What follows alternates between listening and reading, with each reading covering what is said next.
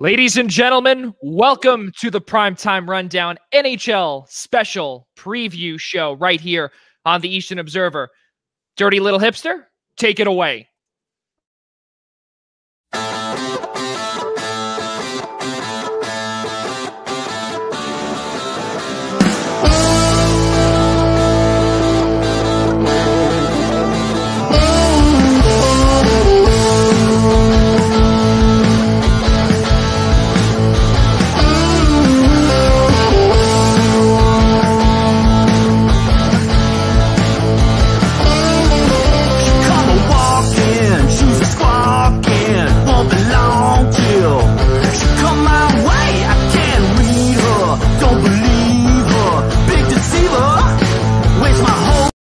Ladies and gentlemen, we welcome you live to the NHL preview special right here on the Eastern Observer. The Primetime Rundown is presented to you by Black Cats NYC. Alongside my guys, Ian Schraier, Rob DeLuca, I'm Joey Jarzynka. We cannot thank you enough for joining us here. We have a plethora of special guests coming in here, and we do see Donnie Rosner is with us in just a few short seconds, but we'll get him in just a few minutes. We've got Donnie Rosner coming on here. We've got our rotational fourth host, Casey Bryant, coming in for a little bit.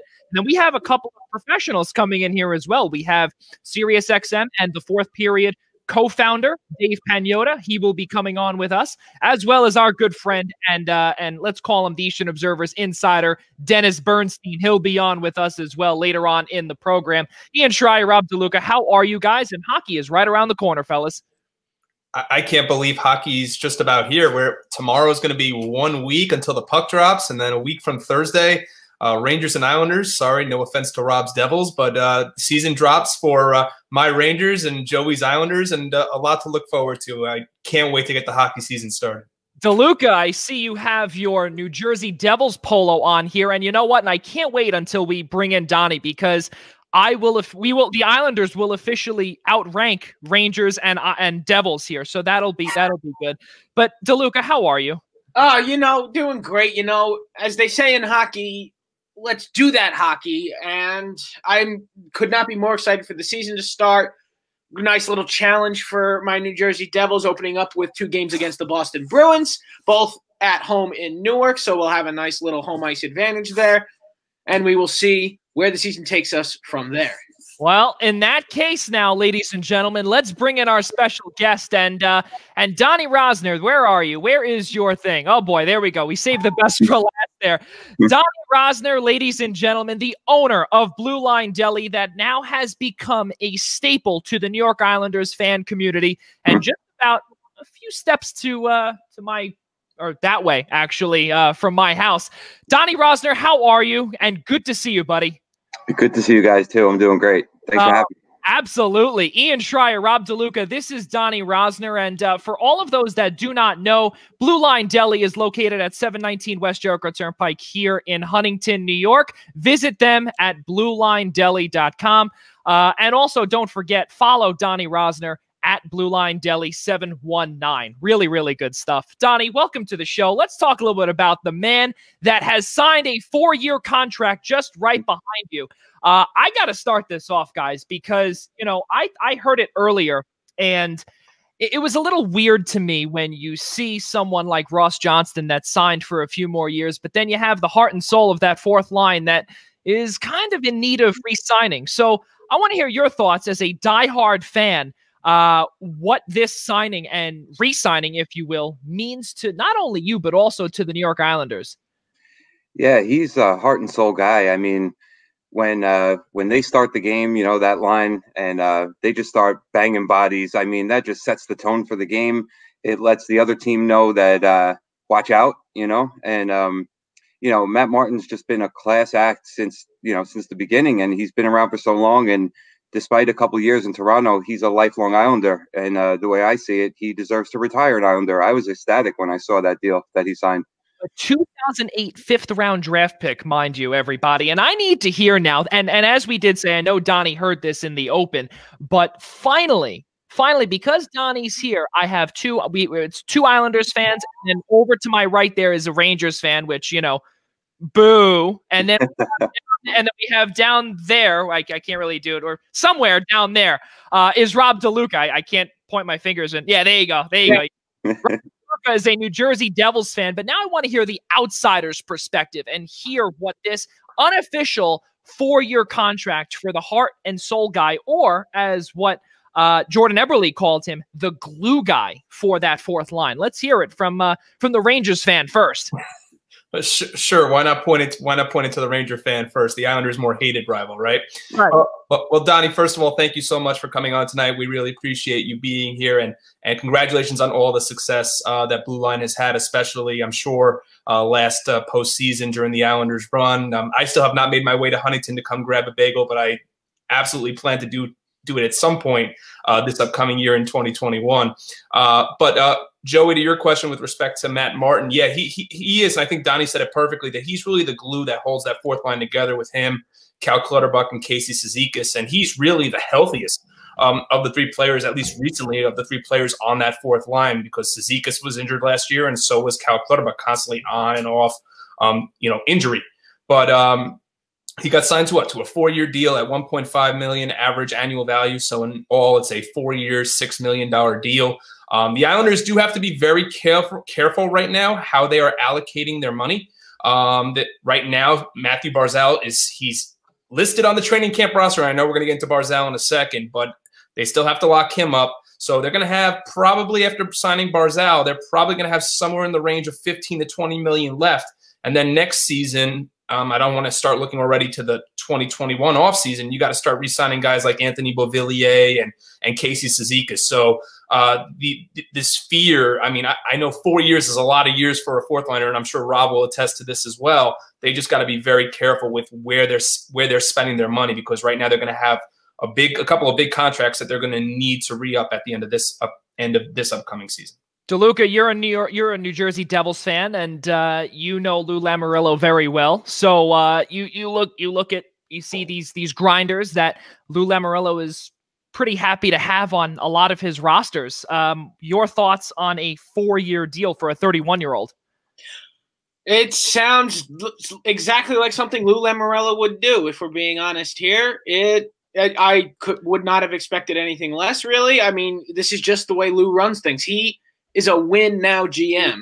The Islanders are currently a win-now team, if you ask me. I mean, look, they were 1 round away from the Stanley Cup final, so there's no doubt that they're ready to strike, especially when you've got the right coach, you've got the right forwards, and sometimes you just need that depth out there. The Islanders do have one of the better fourth lines in the entire league, and Matt Martin being a key point of that fourth line. The money is perfect. Again, I personally believe the term's a little high for a fourth liner. I don't think any fourth liner, no matter how good, should ever be given 4 years, because fourth liners are really a dime a dozen. But it just comes down. I get it from an Islanders fan standpoint.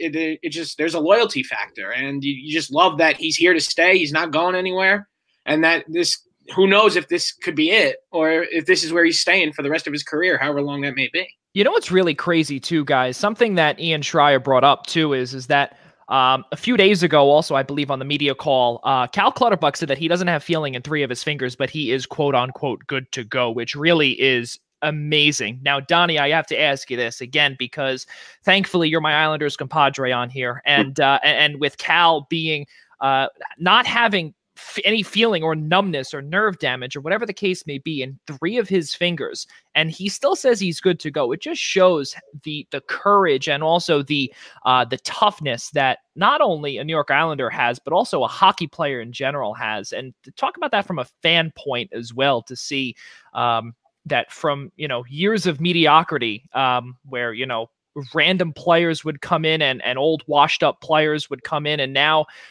things are slowly progressing forward. Yeah, I mean, first and foremost, you hope that he's getting better. And I think I read somewhere that it's slowly feeling is coming back little by little. But just the heart of those guys. I mean, I put Casey Cizikas and Martin and Boychuk, all those guys. I mean, they take a pounding for this team, and they seem to enjoy to do it.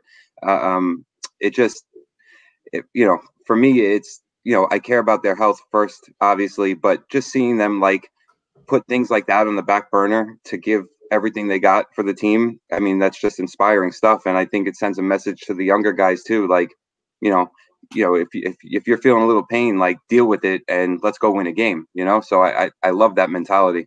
It's really amazing to see that mentality. Ian Schraier, go ahead. Yeah, I think something that we can't forget here is you really can't put any amount of money on the fact that the Islanders last year were able to roll 4 lines deep. There aren't many teams in the NHL that last year that were able to say that. And for the Islanders, even during their years of mediocrity, the one thing that they always had, and this is coming from me as a Rangers fan, I hated going up against the Islanders' fourth line. And that fourth line, there is just such stability there. And the fact that if Clutterbuck and Cizikas can find a way to stay healthy, it's one of the best fourth lines in all of hockey.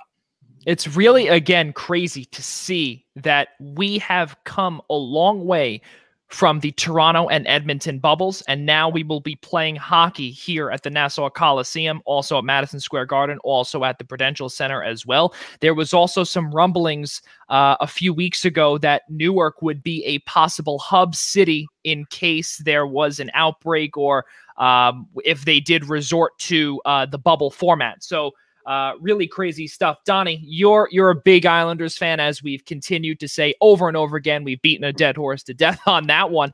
But Matthew Barzell, this is big news. And do you sense a little Mitch Marner in the way that these contract negotiations are going? Maybe a little bit. I just think that he's going to try to maximize the money that he's going to get, also knowing that he's got to take a little bit less because of the situation. That's nobody's fault. It just is what it is. But he's going to try to get what he feels he deserves, and I don't blame him for that. I mean, he's talked about as the team's best player. He's so dynamic, and he's just getting started. So, he could probably be making a lot more money if this situation wasn't happening. So, I don't blame him or fault him at all for trying to get what he feels he deserves. And I think that Lou will give him as much as he's possibly able to. Ian or DeLuca, your thoughts on Matthew Barzell? And really, we just had Dylan Strome. Dylan Strome and Matthew Barzell were the two. Actually, also Pierre-Luc Dubois were actually the 3 guys that needed to be re-signed. But now the spotlight is here on Long Island. Ian, start with you. Your thoughts with Matthew Barzell and this contract negotiation. Yeah, I thought Donnie said it best, that he's just trying to maximize his return, and why wouldn't you? He's the best scorer on the Islanders. The Islanders, even though he hasn't repeated the production that we saw from his rookie season, he's still the best scorer that the Islanders have on that roster, bar none. The expectation, or I should say the hope, is that he would return to that form. Right now, it seems like the two sides are still pretty far apart. I mean, they're hoping to get something done. They were hoping to get something done before training camp. We're now 3 days into training camp. Nothing's been signed. The puck drops on the season a week from Thursday for the Islanders. And keep in mind that Barzell is not arbitration eligible. So right now, the Islanders only have about $4 million now. And is that even counting potentially the PTOs for Green and Corey Schneider at this point, to try to find a way to work something out with Barzell? I think eventually something will get done. Right now, I think the number that they're expecting in terms of average annual value is somewhere between the $6 to $9 million range. I think Barzell might be asking for a little more than that, and I think that he has right now the leverage to be able to do that. So is a bridge contract in the future? I don't know, but the puck drops a week from Thursday, so we'll see what happens. It's really crazy because, as you did say, $3.9 million is the projected cap space, and that is without Johnny Boychuk on long-term injured reserve right now. Or technically, that number has yet to roll over, but we'll see what happens. So you figure roughly about $10 million, as Ian just alluded to. Rob DeLuca, we'll finish off with you here on this one with Barzell, because your team actually is having similar situation, but unfortunately your player in Jesper Bratt is not stateside though, as Matthew Barzell is, and he's actually here on Long Island. Yes, this is a big problem for the New Jersey Devils in the fact that with COVID-19, there's quarantine procedures. And also, he is Swedish, so he's got visa procedures, which he cannot start until he actually has a contract. So to say that I'm disappointed in this team in this team's leadership is an understatement. This management, because we've had 10 months to do this. It's January. We've been on pause since March. The groundwork at the bare minimum should have been put into place here. You put in whatever groundwork you can. As for the Islanders, Barzell should be asking for whatever he wants, and Lou Lamoriello should be ready to fork it over, because this, as Ian said, this is a player that you don't come around often. You just gotta get both teams just get it done. 19 goals, 41 assists, 60 points last year. That is without the playoffs. He was a Calder Trophy winner 2017, 2018. As me and Donnie know, he is the kid that won the Calder. I'm sure the Islanders, though, would have liked, or I should say the Islander fans would have liked to have seen a little more in the goal column rather than his more unselfish play in racking up the assists. Donnie, would you like to respond to that? I think that he's still kind of coming into his own a little bit, trying to figure out Trotz's system. You know, I think in year one it was go, go, go. Let's see what you got, kid. And this year I think it's more like, here's the structure, here's the system. Try to combine your game to what we're trying to teach you.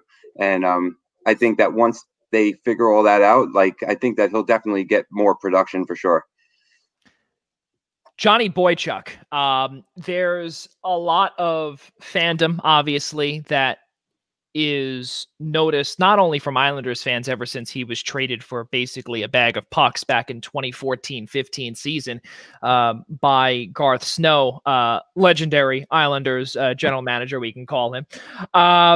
And not only that, but also Nick Leddy was traded basically for a bag of pucks as well, just the day before Johnny. And as we know, Johnny Boychuk was very beloved in the city of Boston, but also became a fan favorite here, known as Johnny Rocket. And it's a perfect segue. And as I see Donnie smiling down there, because he knows where he's where I'm going with this. And we actually tested this graphic out earlier, and I made Ian hungry. And just by this, and people are wondering, why am I putting up a pastrami sandwich? Why am I putting up something that looks so delicious right now when this is a hockey preview show? So because of Johnny Boychuk, we'll let Donnie tell the story. The Johnny Rocket now is born and is a sandwich at your Blue Line Deli.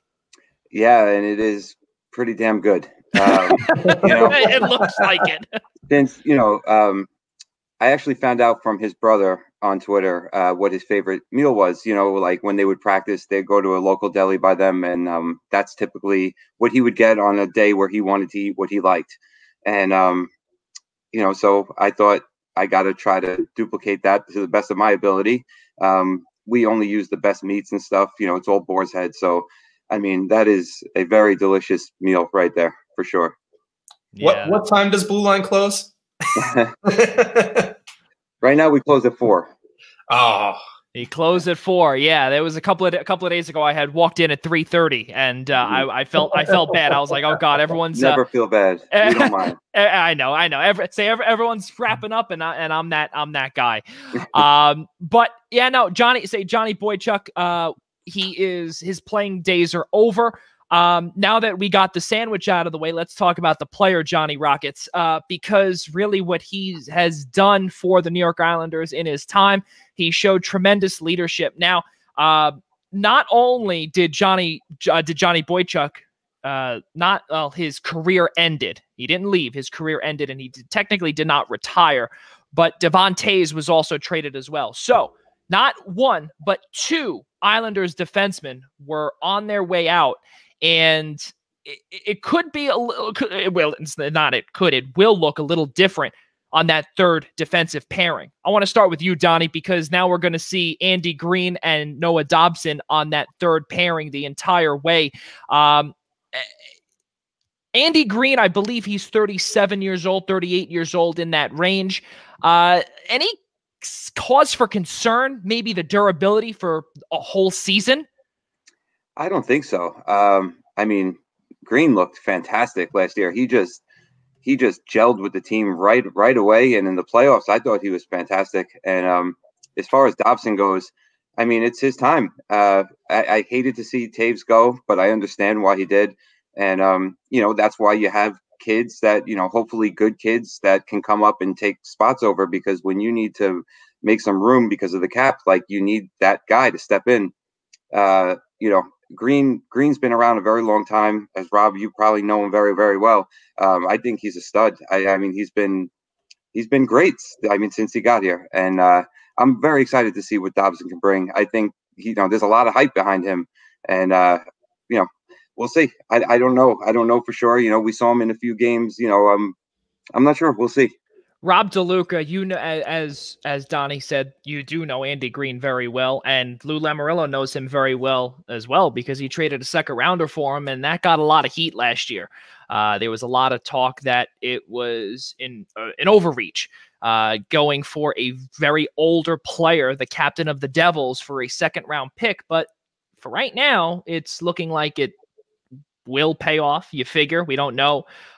Your thoughts on Andy Green being on that third pairing for a very experienced, and I can't believe I just said that, but a very experienced New York Islanders team? You're getting you're getting what you're paid for. You paid for leadership. You paid for the veteran experience. You paid for the playoff experience. Andy Green has all of those things. So there's no question that the player you are getting, especially for, I don't believe the terms of Green's contracts have been disclosed yet, but when they do, I'm sure it'll come very cheap, and you're going to get the player that you get. He is a bottom pair defenseman right now just because of his age. He's getting up there in age. You got to let your younger, better guys take the top pairing minutes, but he does provide the leadership that we saw on the Devils for many, many years. And it seems like Lou Lamoriello has a fascination with all of his former players, and she brought in Corey Schneider as well.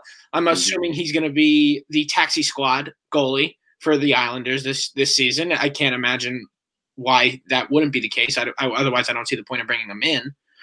But that's where that is just pretty much the gist of it. Donnie, can Piero Greco, the director of goaltending, and Mitch Korn, can they fix Corey Schneider? Your thought on that? I would want to hear a random thought from you on this. Yeah, absolutely. I mean, just from it's been proven that these guys are like the goalie whisperers, and they know how to get through. They see things maybe that other goalie coaches don't. I'm totally excited that we have those guys. I mean, our whole coaching staff is just ridiculous, maybe the best in the world, and it still amazes me that we have them. If you would have told me when Tavares was leaving, like, you know, that we were going to be where we are, I would have taken that deal any day. Tavares leaves, you give me Lamoriello, Trotz, this coaching staff, forget it. Done. Easily done. When you said best in the world, I saw Ian's his corneas were in the back of his main eyeballs. They were rolling, and I loved it. That was fantastic. But now I need to go to Ian Schraier here. I need to ask you this, because now I want to conclude with this topic with you, because you're a Rangers fan, and listen. There might be a possibility that Corey Schneider could be playing or could be the backup. We have no idea what Ilya Sorokin is all about. Your thoughts on all of that? Well, I first want to say that no offense to the Islanders goaltending coaching staff, I think Benoit Allaire with the Rangers has quite a resume as well in the city with the Rangers. But look, we touche. We'll give that to you. I think we have to temper our expectations, and the same could be said for the Rangers with Alexis Lafreniere. The same thing with Ilya Sorokin. I think we have to temper our expectations in regards to what you're going to expect to see from him. You already have a staple in net with Semyon Varlamov. I know Islander fans are giddy about the idea of Sorokin. He potentially could play the second game of that back-to-back against the Rangers. It's very, very possible that I think the Rangers and Islanders play the first game Thursday, and then maybe Saturday we could see a Sorokin versus Shesterkin possibly match up at the Garden. Amazing.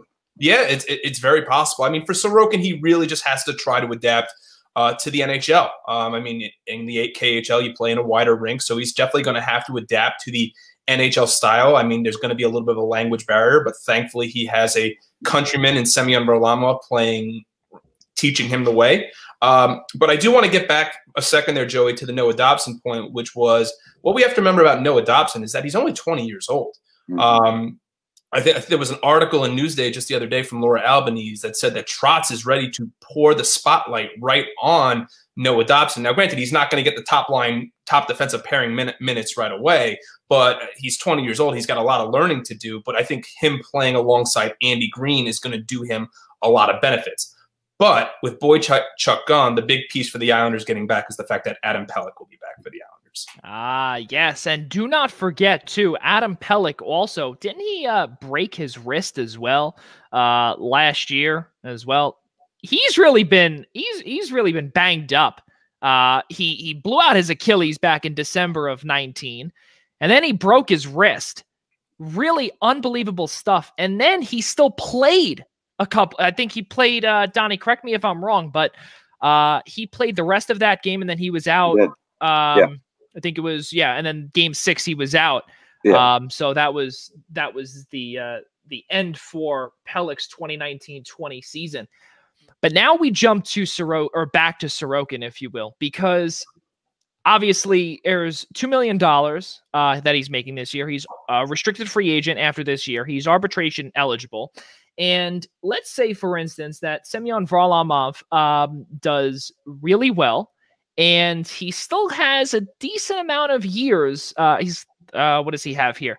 He's got 2 more years left after this year, $5 million each, and a full no-trade clause. He had in the bubble a 2.14 goals against and a 2.62 goals against in the regular season, just in front of Thomas Greiss. The aforementioned Greiss is no longer there. Sorokin is there. Is there any cause for concern, let's just say, if Varlamov were to falter or even do really well? Would we be seeing the Sorokin show nice and early, let's say in, the first quarter of the season, because a Varlamov would come back right where he left off? So for me, I think that you don't really see much Sorokin right off the bat. I don't think, God forbid he were to get hurt in the second game of the season. I think they would probably even lean on Schneider a little bit more early. But then again, if Sorokin comes out in game 1 and posts a shutout and, just is amazing from the beginning, then who knows? I mean, I'd like to see them give Sorokin a fair shot right off the bat. I think Varlamov is going to get most of the starts at the beginning. However, like I said, if Sorokin comes out and plays well, I think they should let him run with it a little bit and let him get that experience quickly. He's a pro. He's been playing for years. So if he's adapting easily, then go with it. That's my opinion on it. But who knows? Ian and Rob, now I want to know from you guys as outsiders looking in, the Sorokin show, God forbid if he were to run away with it, Varlamov falters, or Semyon Varlamov continues to do what he did back in Toronto. Do we have a little bit of a goalie controversy on our hands?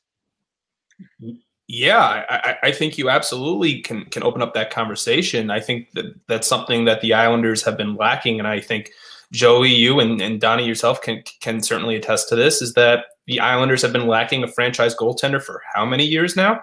The hope is that Sorokin is the guy.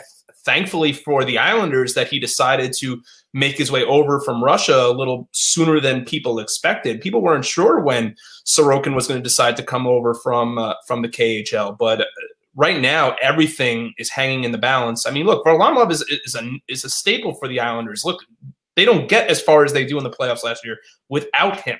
Okay, I still am an advocate for starting him over Greiss in the game 7. Like, that was just me, just because he was the one that got you there. Stay with Varlamov to win it for you. But everything's just, I mean, listen, Varlamov is not a long-term piece. Sorokin is the long-term piece. Everything for the Islanders in terms of finally finding that franchise goaltender really rests with him right now. And the reason why I brought that up in terms of a goaltender, goaltender controversy is because of the cap hit that Varlamov has, and because everything right now points to, as Ian alluded to earlier in the show, is that there's not a lot of money to be spent, and every dime, every penny counts. And that's the part where Islanders fans, and not only Islanders fans, but really at the front office of the Islanders, have to look, and they have to say, is he really worth $5 million? Would we have to move him in order to free up a few dollars? Rob DeLuca, your thoughts on Corey Schneider also coming to Long Island? Look, yeah, I'm not gonna play around here. Corey Schneider needed to leave New Jersey. We found our future in Mackenzie Blackwood. At least we hope. And then we brought in, in case that doesn't work out this season so well, that's why we brought in star goaltender Corey Crawford.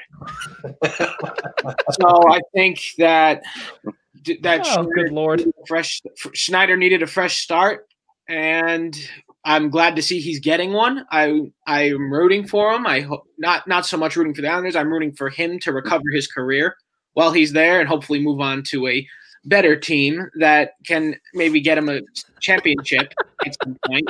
Because when you have a goaltender with you for 7 years that for the at least first 4 years puts up Vezina-like numbers on a team that just could not score to save the life of anybody, it can mess with your head when it's just like, where's the support from the rest of my teammates? And that's where I think Corey Schneider was at in his final years with the Devils. We're losing all these games 2-1, 1-0, on a good night 3-2. That's just where the Devils' offense was for so many years, and it's just good to see him get a chance to redeem himself. You're officially banned from the Blue Line Deli now.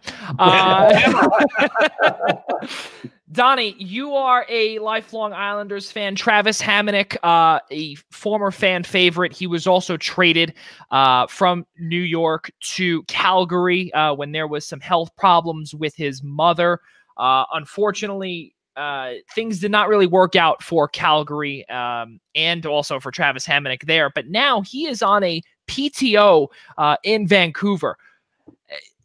As an Islanders fan, you look at some of these former fan favorites and you say to yourself, I'm going to root for you wherever you go. It doesn't matter, what team you're on, except if you're the Rangers, of course. Travis Hammonic, he was always a fan favorite to us here on Long Island. He was one of the nicest players that I've ever met as well. And to get another chance in Vancouver, how good is it, especially because of their cap situation as well? Yeah, I mean, I've been rooting for him since before he left, obviously. Good dude, really good story. I mean, been through a lot of stuff in his life, and you only wish the best for him. I hope he goes there, finds a home, and he's happy, really. I mean, he's a great guy. Ian Schraier, Travis Hammonic, especially because of the there's no Tyler Toffoli in Vancouver.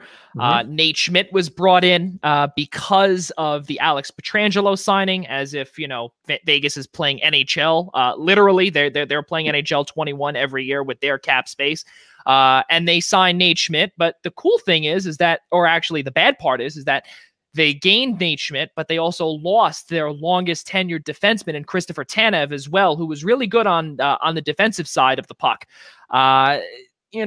Travis Hammonic, he is, I don't want to say he's, very old, but I think he's in early 30s in that range. But talk about his restart, but also how good this is for Vancouver as well in terms of depth. Oh, it's huge for Vancouver because the Canucks are just awfully thin on defense right now, because after their top defensive pairing, it's Quinn Hughes and just really a lot of young kids after that. So you're getting one of Calgary's really, I mean, he's 30 years old, but you're getting one of Calgary's best defensemen. He is as solid as can be when it comes to playing on the penalty kill. So why not put a guy like that on the opposite side of Quinn Hughes? Again, on a PTO, no less. So he has every opportunity to break into the top four of that Vancouver defense. And I'll be the first to say, in my years covering the Islanders, for New York Sports Day, Hammer was one of my all-time favorite Islanders to interview. So I'm happy to see that he's making well for himself. I was actually sad to see him leave the Islanders because he was just such a great piece, as part of those Tavares and Molson teams. But I'm just wishing him all the best of luck in Vancouver, and he's got a chance to shine there because the Canucks are very much on the upstart, and they're looking to get back to the Western Conference Final again. Yeah, it's really crazy to see how time has just moved on. 2016-17 was the last time that he was here before he had requested the trade with Garth Snow at the helm, and I couldn't believe it. Obviously, growing up with Travis Hammonic, as one of the top defensive guys on the Islanders when I was growing up. It's weird to see, obviously, now that he's moved on and he's been out of Long Island for nearly, we're going on 4 years now. That's crazy, guys. Time is just flying. Yeah, I know, right? That's really. He was part of those first Barclays Center teams. I thought. Wow. Yeah. I thought he actually left before that. No, he was there. That was the year that they advanced like it was 1993. He was there. That's for sure. Now, to wrap up with you, Donnie, because we can't thank you enough for coming on here. And not only that, but, this is going to be on Spotify, on Apple Podcasts. This is here on Eastern Observer, Zingo Television, I-95, Channel 198. For all of those that are watching, please definitely send us some comments, send us some questions, send us questions for Donnie, and also do not forget Blue Line Deli, 719 West Jericho Turnpike. I got to ask you this, Donnie.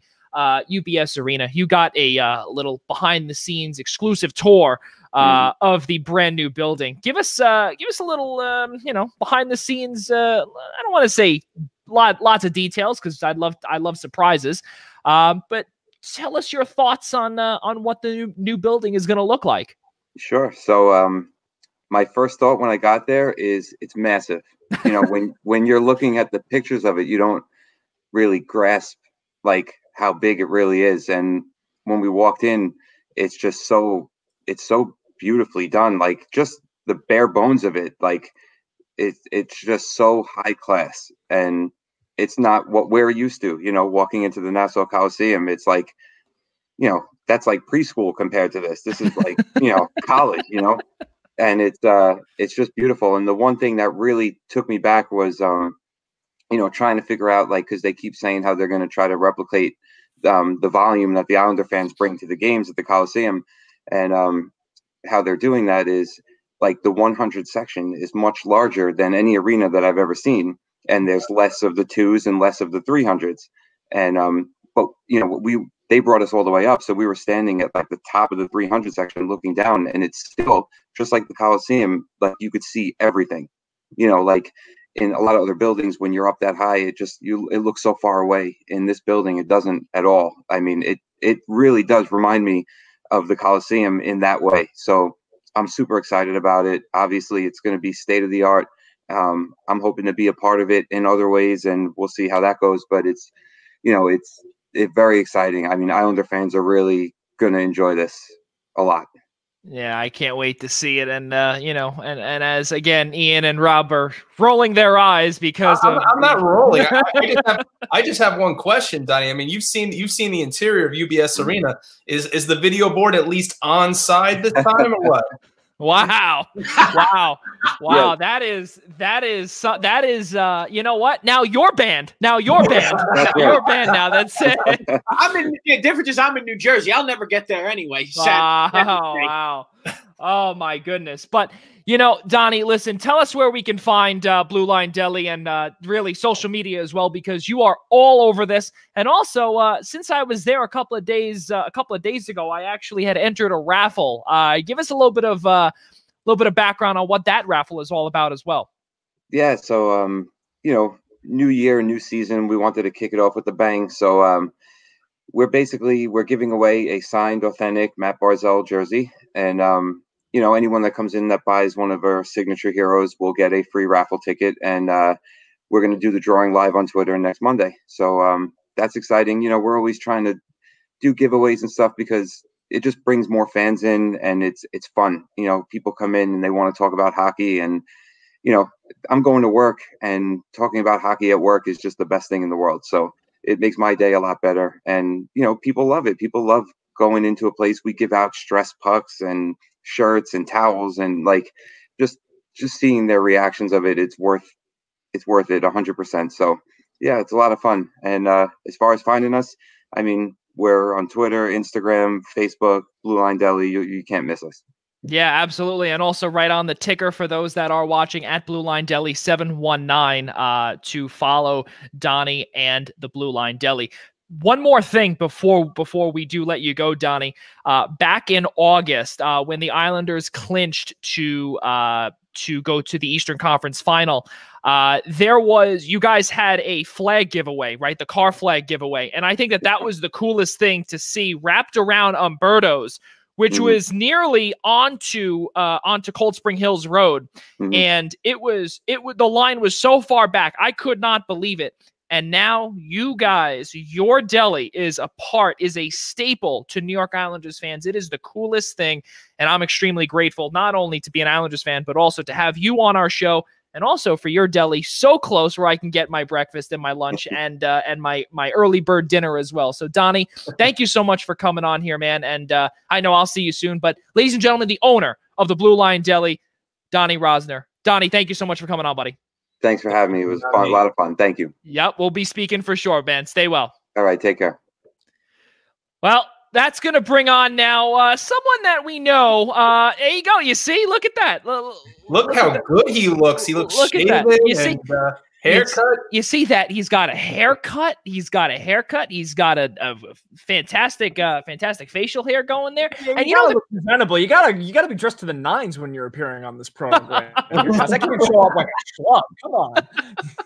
You sure you didn't have some sort of interview with the Danbury Hat Tricks before you got on with us tonight? Are you sure about that? You know, every now and then I feel like trying. It's not every day. Every now and then. It's intermittent. Don't forget, he could have been on John Oliver as well. True. That's true. You don't know where I've been. I could be on HBO. I'm worldwide now. I'm a global brand. You're welcome. Casey Bryant, hockey is upon us. T-minus 8 days from now, your New York Rangers have come out publicly and said, or actually Igor Shesterkin and David Quinn have come out and have said that there is no number one goaltender heading into this season. Little page out of Barry Trotz's playbook. Maybe, maybe we don't go with a number one or a 1A. What are your thoughts on that? I think that Shesterkin is kind of being eased into the best possible situation because it's clear that Henrik Lundqvist, obviously wishing the best for Lundqvist given his health circumstances, but it's a clean break there. There's no lingering feelings of, oh, he should still be in New York. You don't have to worry about that. That's done. It's over with. So now you have Shesterkin, who comes in and was stellar in his first 13 games in the NHL, and he's going to be with Alexander Georgiev, who, while himself as a young goaltender, also has a bevy of experience while he's been there, and good experience. He's been able to learn from Benoit Allaire and Henrik Lundqvist and gain that NHL experience so that the pressure isn't all on Shesterkin right away to be the star of the team. He doesn't have to be the leader. You now have two guys that are capable of carrying that 1A, 1B workload, which has become all the more popular now in the NHL. You see every team doing it. Dallas did it all the way up until the Stanley Cup final with their goaltending situation. So what you have is a perfect scenario where in an 82-game season, you don't have to give Shesterkin 60, 65 games like the Rangers were doing in Henrik Lundqvist's prime. Now what you can do is kind of say, all right, Shesterkin, you can get 45, Georgiev, you can get 37, and kind of make a more balanced approach to that way. It's a terrific situation for Shesterkin, and he has a great opportunity to get his feet underneath him first before too much is expected of him. Ian Schraier, you're a Rangers fan. Is that something that you want? I don't mind it. I think Casey said it perfectly. I don't really have too much to add to that, in all honesty. I think the only piece of it that perhaps maybe leaves a question mark is, although Georgiev had all that great experience from when Lundqvist was sidelined and had to, however many games left, and a fine job in helping to keep the Rangers within the playoff picture, is the fact that they were shopping Georgiev during the offseason, that they didn't want to carry three goaltenders. And was Lundqvist going to stay? I mean, we knew Lundqvist wasn't going to stay. But to me, I think Shesterkin is the clear-cut number one. I think eventually he will be the clear-cut number one. He is the future of this team. They're going to go – I don't want to say they're going to go as far as he'll take them, but in goal, I think he is the next future of the franchise in net. But to Casey's point, I wouldn't mind seeing a 1A, 1B. You have a goaltender in Georgiev that has great experience, has been exposed for the last few years, and then you have a guy like Shesterkin who's up and coming, who showed you a lot in the postseason, and there's a lot to live, and there's a lot to go off of that. Rob DeLuca, you're up. Yeah, I think with this goaltending situation in New York, it's finally what they've been looking for, because this is the start of the future. This is it. This is it. The Henrik Lundqvist, may he have a very quick and speedy recovery, and hopefully can possibly, with any luck, return to the NHL someday. But what the Rangers are doing now is going forward with this very, very young squad. They have an average age of 25 years old. So this is a Rangers team ready for future success.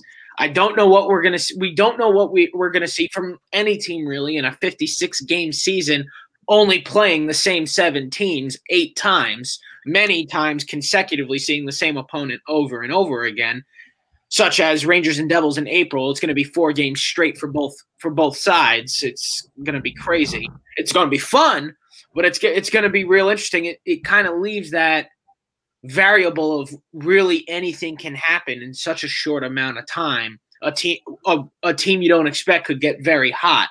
A team like that could be the New York Rangers with this young goaltending. You have someone solid in Alexander Georgiev.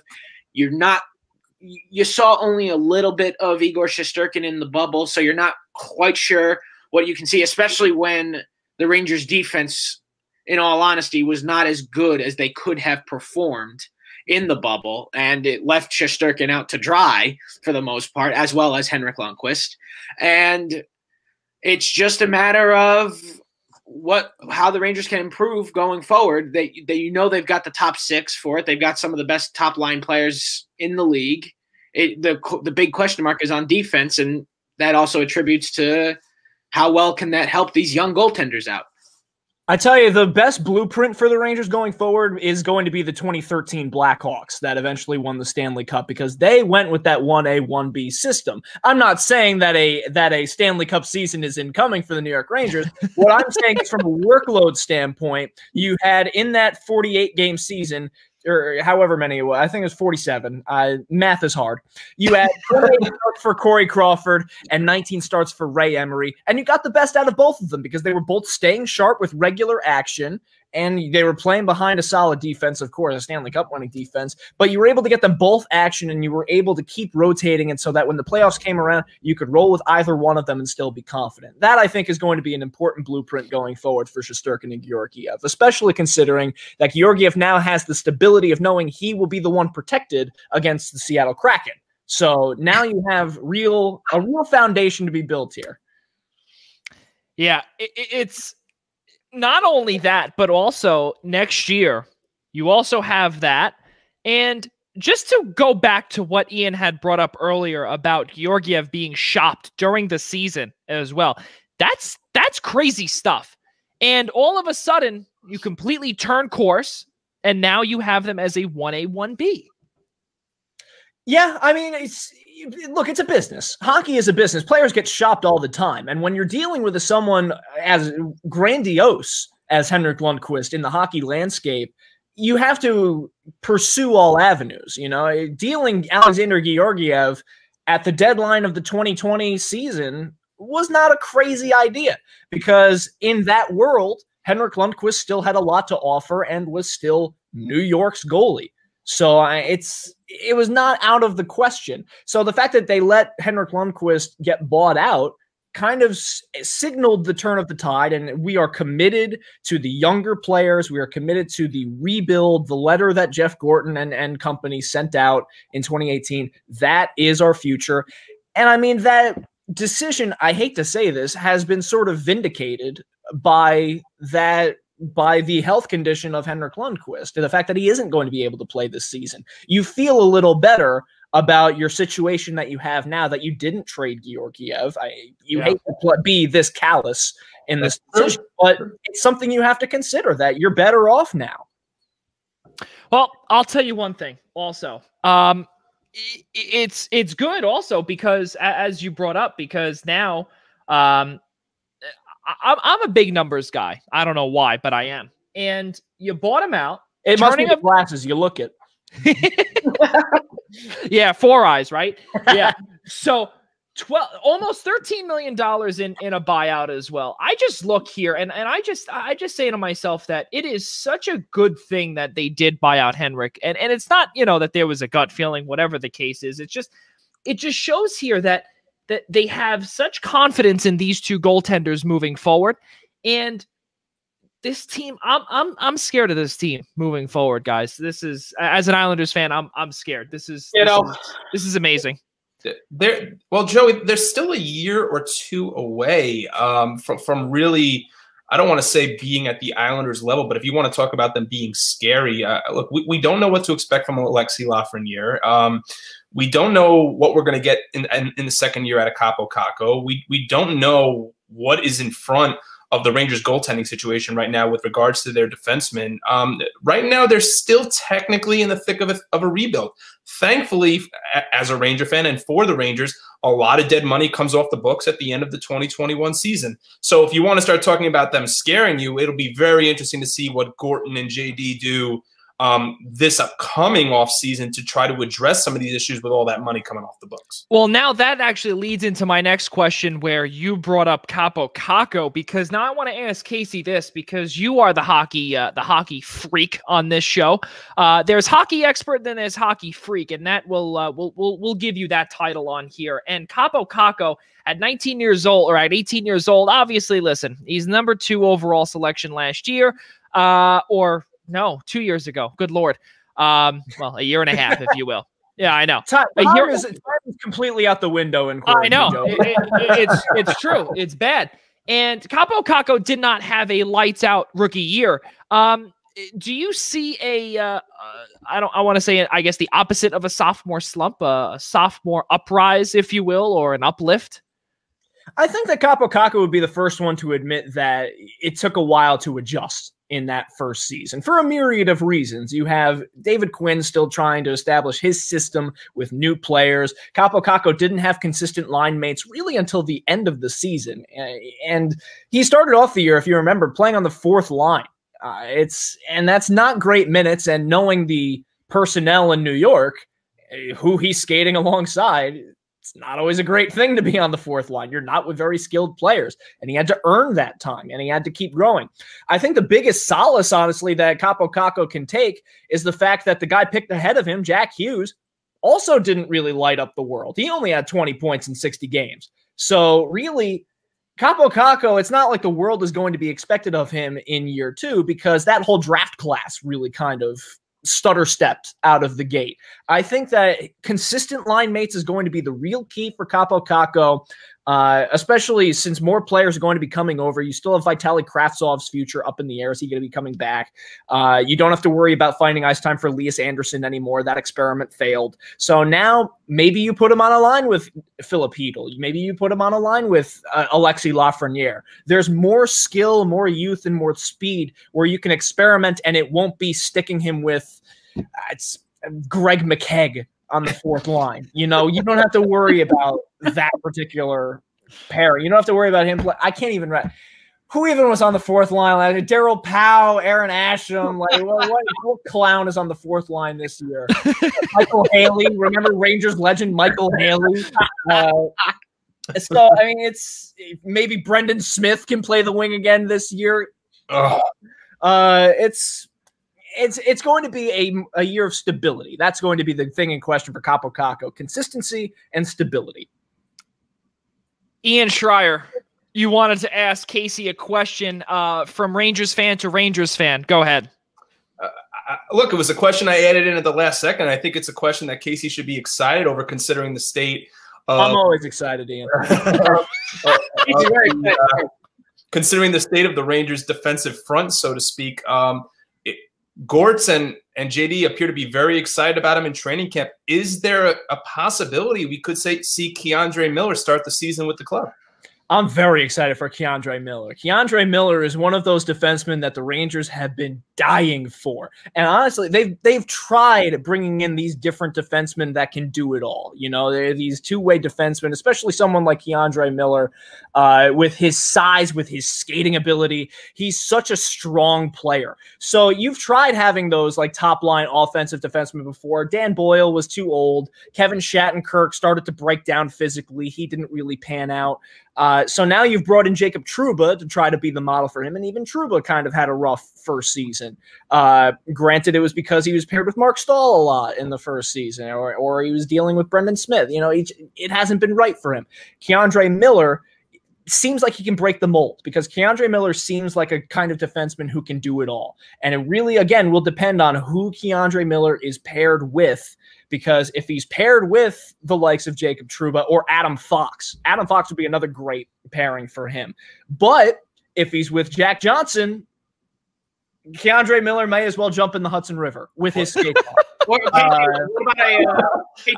a Brendan Smith? Like, Brendan Smith wouldn't be the worst thing in the world. I get you try to. It's a tricky balance with the Rangers system, because the Rangers have so many right-handed shots on the blue line, and you still have Nils Lundqvist yet to come over from Sweden. So you just have so many righties on the blue line. Their top pairing next year is looking like it's going to be Trouba and D'Angelo, which is two righties, which you almost never see in the NHL on the top pair, two righties. Yep. So David Quinn is going to have a lot to balance there with his righty-lefty, trying to get the right sides for everyone. Brendan Smith would not be the worst pairing in the world. I just hope that if he ever considers having a Johnson-Miller pairing, someone ties up David Quinn, just like holds back his arms so that he can't press that button. Casey, just as a follow-up to that, is that I don't think that they're really going to, at least at this point, if I was DQ, I really wouldn't want to break up the number 2 defensive pairing that they have right now with Lindgren and Fox. So adding a Keandre Miller, how much would that add stability for them in an area where they're really lacking it? Oh, you can never have too many defensemen, first off. I mean, the best teams in the league are all built off of defense. You know, the St. Louis Blues, when they made their Stanley Cup run, had such an incredibly deep defensive core. You know, you had the likes of Pietrangelo and Parayko, and now they've brought in Torrey Krug, so their defense is just stacked. The Carolina Hurricanes are all stacked on the blue line. You have Joel Edmondson down there. You have so many skilled defensemen there. So the best teams in the league all have these young, mobile defensemen. You know, I was speaking with, not to name drop here, but, you know, pull it out of the wall and drop. I was speaking with Randy Moeller the other day, who's the broadcaster for the Florida Panthers and who himself was an NHL defenseman for 15 years. And he said that when I played, I was a very I was a very physical stay-at-home defenseman, could move the puck a little bit, but my job was to hit people in my zone. That defenseman is now extinct. He goes, I could not survive in today's NHL because I just wasn't quick enough. I wasn't fast enough. Keandre Miller is able to do that, and Keandre Miller is able to do that while shooting lefty. So it's a very important piece to have for Keandre Miller. There's a lot of reason for hype for this kid. And, you know, I'm almost more excited for him than I am for Lafreniere, because defense has been a sore spot for the New York Rangers, honestly, ever since they went to the Stanley Cup in 2014. That's how long it's been since the Rangers really had a great defensive core. And even then it was iffy. I know how you feel, Casey, from exactly how that feels. A little shoddy, to say the least. Casey Bryant, the New York Rangers, they were swept against the Carolina Hurricanes in the bubble. Not really a great showing, but also the last time that you saw the showing we needed, Joey. It was the showing we needed. The showing that you guys needed. But the serious question here is, and I'm actually going to take Ian's question from you. I'm sorry. Oh, that's okay. Well, that's okay. You take one of my questions later. The post Henrik Lundqvist era, as a fan, this is something that is, you know, hits everyone. I know it hit Patrick McCormick hard, our other fourth rotational host, and a lot of Rangers fans that I know, because you have to realize something. Henrik Lundqvist is one of the most likable players in all of the league, and from when I met him once, one of the nicest players I've ever met as well, if not the. As a fan, what does he mean to you? And the post Rangers era, or the post Lundqvist era, excuse me. You know, it's it's a funny balance, right? Because you mentioned the showing in the bubble and the playoffs, and we basically did what your Philadelphia Eagles did, which is just own it in. We had no interest in winning that series, and it worked out. We got the number one. There it is. There it is. Wow. I was wondering if we were going to go through a show without it. Wow. I'm serious. And so with the Rangers organization did what they have to do to get the future secured. With that being said, it comes at the expense of the final games of Henrik Lundqvist. And while you're celebrating when that lottery ball comes out of the machine, it becomes all the more real that, oh my God, we saw the last game.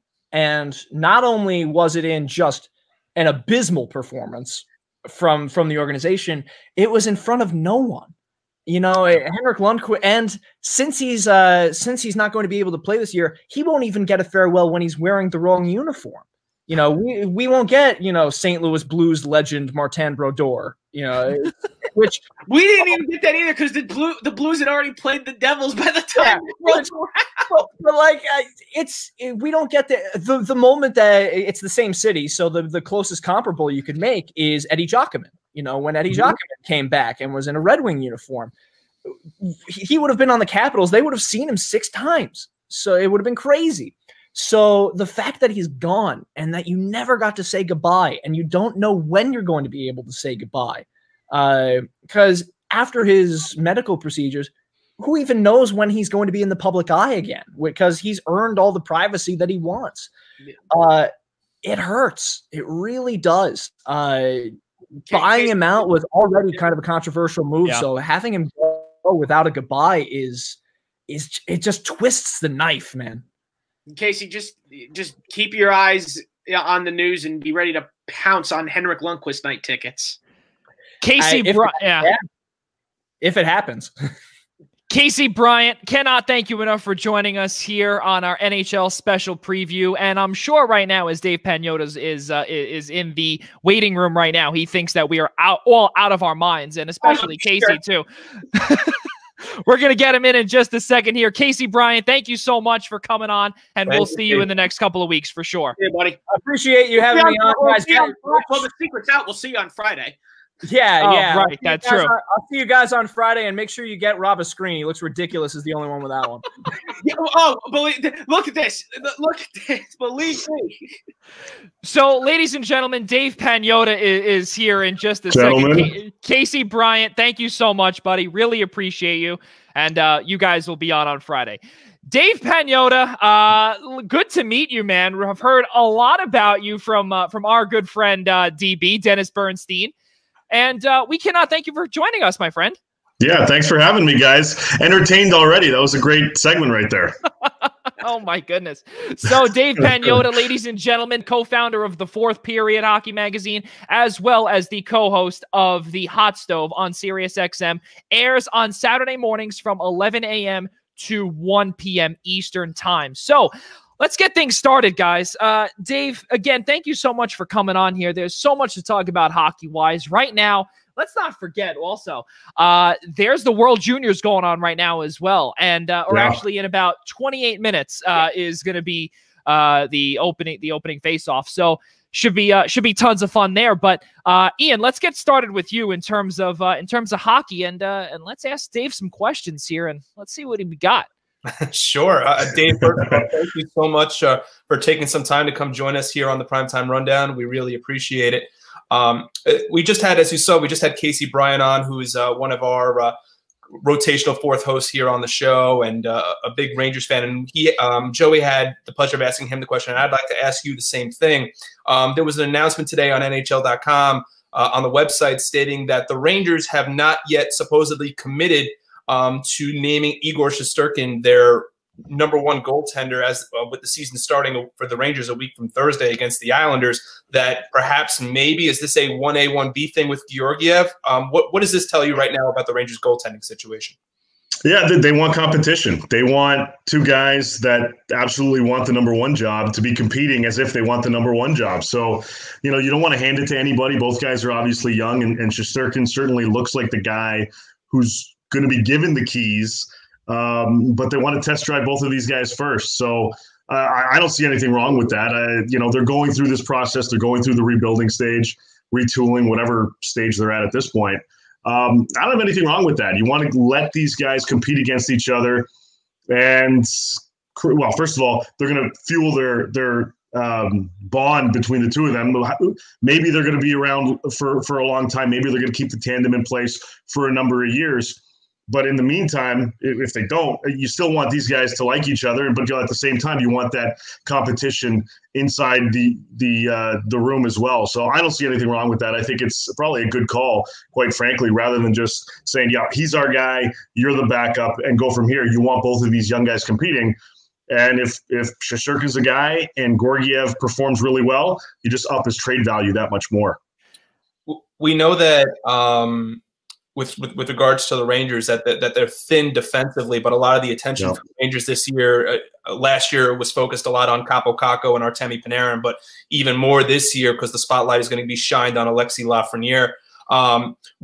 Dave, what are your expectations? Because I haven't read a lot in terms of, you could read fan blogs, you can read what you can, but there really haven't been so much, as I should say, as maybe since the draft, where we've seen certain expectations associated, because there really haven't been, because at that time we were still expected to play an 82-game season. With the reduced schedule, so to speak, what are your expectations for Lafreniere's season, and what are you expecting for a second year from Kaapo Kakko? I think it's going to be more or less the same for both of these guys. You want to ease them in, right? You don't want to just – same thing with Shesterkin. You don't want to give him the keys. You don't want to give these guys the keys either. You want to be in a position to ease them into the lineup. And I think they're doing that with Lafreniere, being in a position where he's not being put up in the top six, at least not right away, not on the top line. They're going to allow him to adjust to the NHL level, which is the right move. You try to put too much pressure on some of these guys, and Kakko's going to be a great hockey player. Jack Hughes in Jersey is going to be a really good hockey player as well. But sometimes when you give some of these guys too much responsibility out of the gate, it doesn't bode too well. It doesn't work out from a starting perspective. So if you're going to ease Kakko into his second season, ease Lafreniere into his first in a 56-game schedule, I think that's perfect. I think that's the right way to go. Sorry, but just to say, if they start to shine, then okay, then you give them a little more runway. Right. They got to earn that. Dave, full transparency here. I listen. I don't like to make any of my co-hosts cry, like Ian or Rob DeLuca here. But and you know what? And I have to tell you, you actually had a tweet earlier. And if I wanted to make anyone cry on this show, it would be Ian, because he's a Rangers fan. I'm an Islanders fan, and that's just how it is. But whatever. I'm not obvious enough. Well, and Rob DeLuca knows exactly where I'm going. Oh, but with I can't even say it, but with Jesper Bratt and everything that's going on there, is Rob DeLuca going to be crying for a while with him not there? Dave, first, thank you for coming. But I don't know how many Devil fans are listening right now, but if you can put all of us at some sort of ease, and just kind of explain what happened, because it's just when you have 10 months to at least lay the groundwork down. And now we're essentially looking at him more than likely missing opening night. Yeah, I would say it's very likely that he's going to miss opening night. Sometimes, when you're in these situations with some of these, and this isn't exclusive to him. You have Barzell with the Islanders; he needs a deal. And so this isn't Kunin with Nashville, new guy there. So sometimes it takes a little bit of time, and if you don't get the number you want, then from a player's perspective, and it's pretty firm, then you just sit back and say, okay, well, we're just going to wait. We'll wait till camp, and we'll reconvene and get this thing all over again.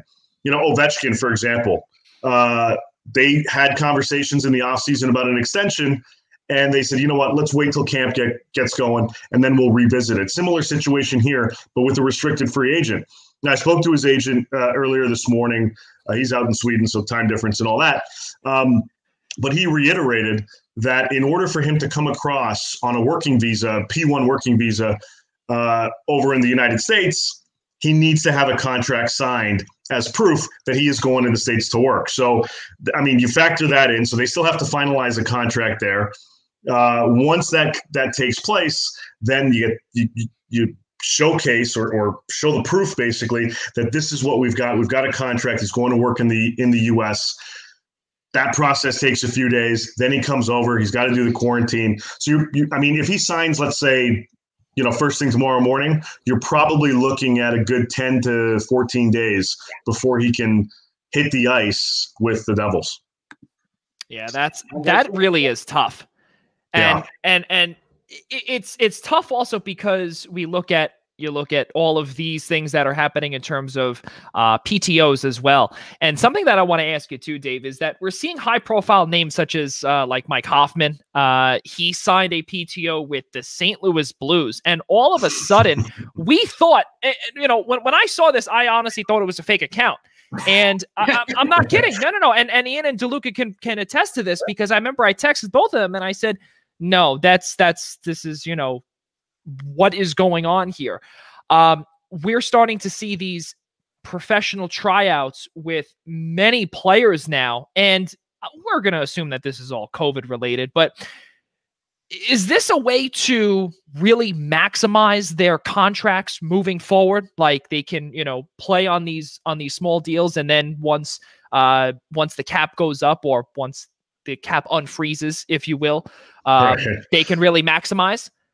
Yeah, I think with a lot of these guys, it's trying to maneuver, especially for the teams that are up against it. It's trying to maneuver LTI in the offseason versus LTIR during the regular season. So they're calculated differently between offseason and regular season. So if they want, the Islanders, for example, if they want to have Johnny Boychuk's full $6 million cap hit go against the salary cap versus LTI or on LTIR to give yourself $6 million in extra spending effectively, then you got to do it on the first day of the regular season.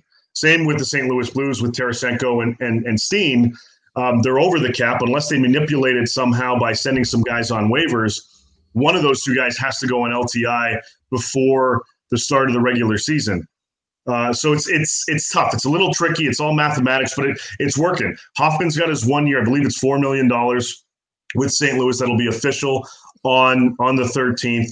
Hammonic's 1 year. I think it's $1 million with the Vancouver Canucks. Same situation. And the Isles have 4 guys, I think, on PTOs technically, because they haven't filed contracts as of early. I haven't checked in the last little bit, but they haven't filed them yet. So the understanding is there. This is a lot of handshake agreement stuff and trust me versus trust you. And at the same time, let's get you in camp. Let's get your legs under you. Let's get you back into the swing of things. And for Hammonic and Hoffman, let's get you acclimated to your new surroundings. Yeah, Ian Schraier, follow up on Hoffman. Yeah, Dave, I really wanted to follow up there because for me, when free agency came about, it seemed that Mike Hoffman was just going to get such a maximum payday from some team just coming off the year that he had in Florida. I mean, to Joey's point, yeah, granted, it could have been COVID related for a while. If somehow the Islanders and Lou were able to figure out their cap constraints, maybe he would have ended up on Long Island. But how? I'm still struggling to figure out how, of all people, Mike Hoffman ended up with a PTO. Well, I mean, it's basically a 1 year, $4 million deal, right? The PTO is just the window dressing, so to speak, to get him in camp so that they can max the LTIR savings. What I can tell you guys is the market right out of the gate it took a lot of guys off guard. It caught them off guard, just like Hoffman. And the same thing with Taylor Hall. The only offer Taylor Hall received with an AAV of $8 million was the 1 year, $8 million offer he got from the Buffalo Sabres. Wow. He didn't get anything from somewhere else.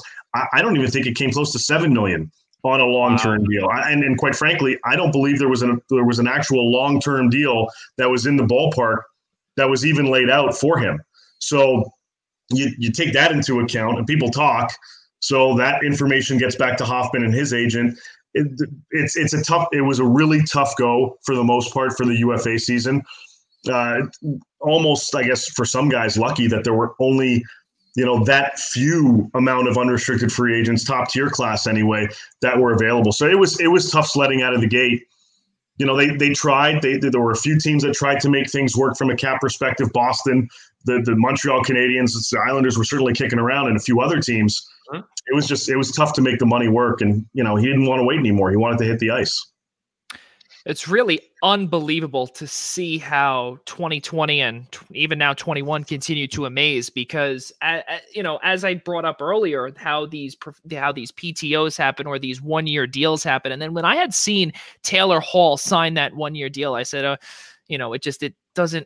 it didn't make sense, but we kind of knew where it was going, and especially because Buffalo is so up in the air. Jack Eichel, there was, you heard some talks where he might want out, or because they simply can't get over the hump, and there was nothing going on there. But a little bit positive news across the country, actually.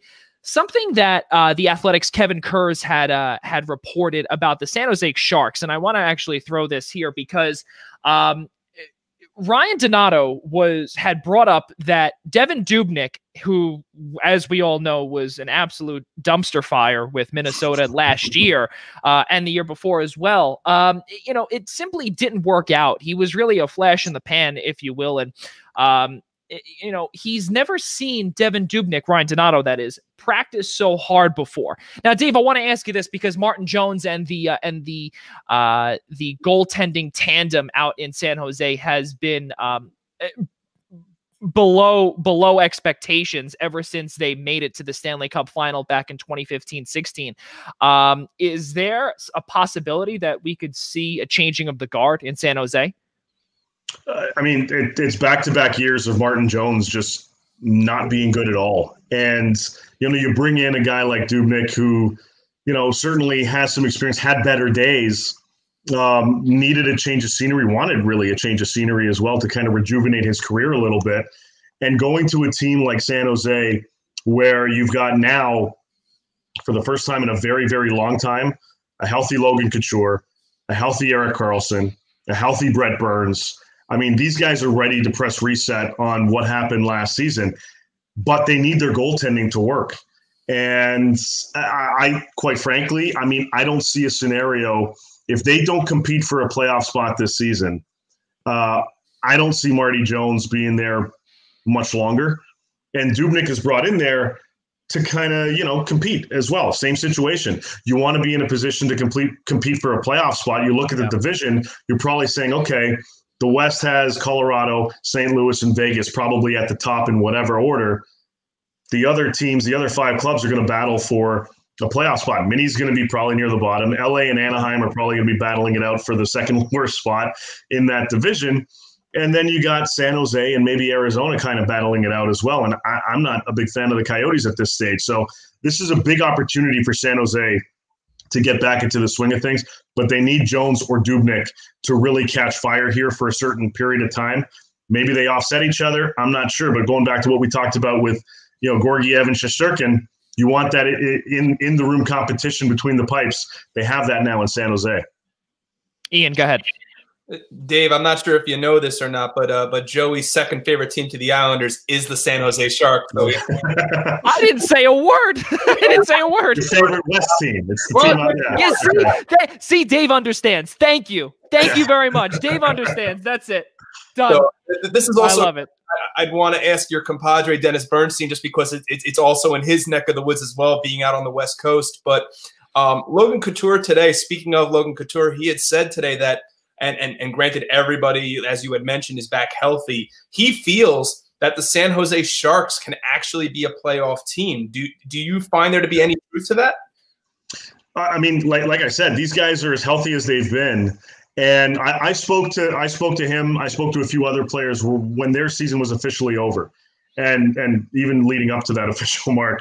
And they wanted nothing more than to get that season behind them.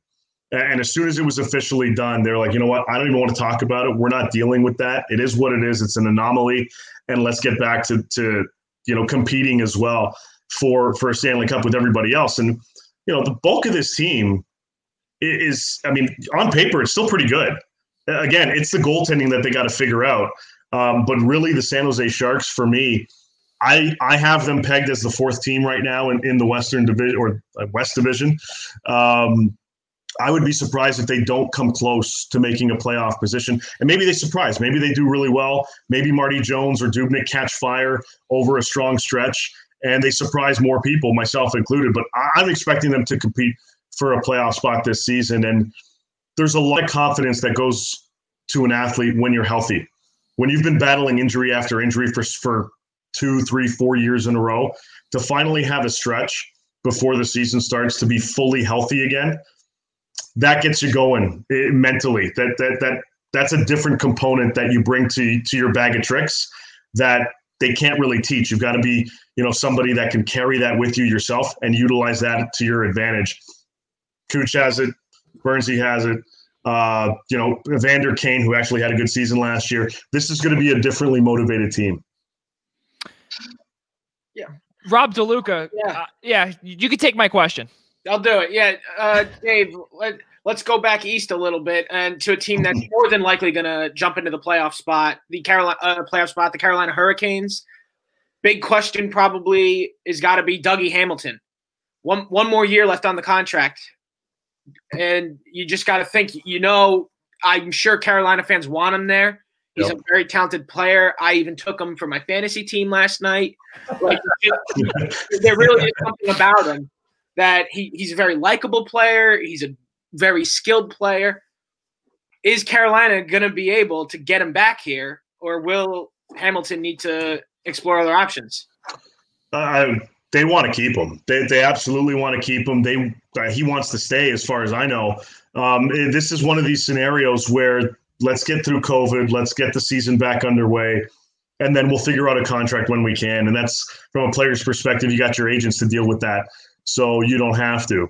You basically say, you do what you got to do. Come to me when it's serious, and we'll figure it out then.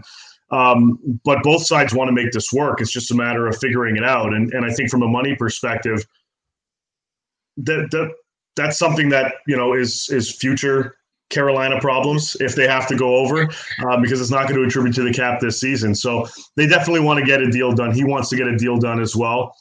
So I'd be surprised if they don't. They had a couple offers this offseason for Dougie Hamilton that were relatively enticing, one that wasn't so much, but a couple that were pretty much there.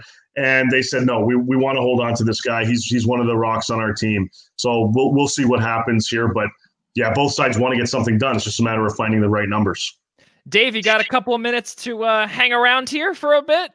I can do that for a little bit, yeah. You can. Well, there's some. No. Oh boy! Hold on 1 second. Hold on. Listen, hold on, DB. I'm sorry. Hang on 1 second. Here we go. I got to remove a couple. He really wants to be like me. I got to remove a couple to get him back in. Hold on 1 second. There we go. People out now. There we go. Okay, hang on. Let's see. Did I get it right? There it is. There we go. DB, Happy New Year, sir. Happy New Year, DB. Double J, Ian, Rob, great to be with you. I'm doing great. Double J, Rob, Ian, Dave. Great to see you, DB. Oh my goodness. Well, this is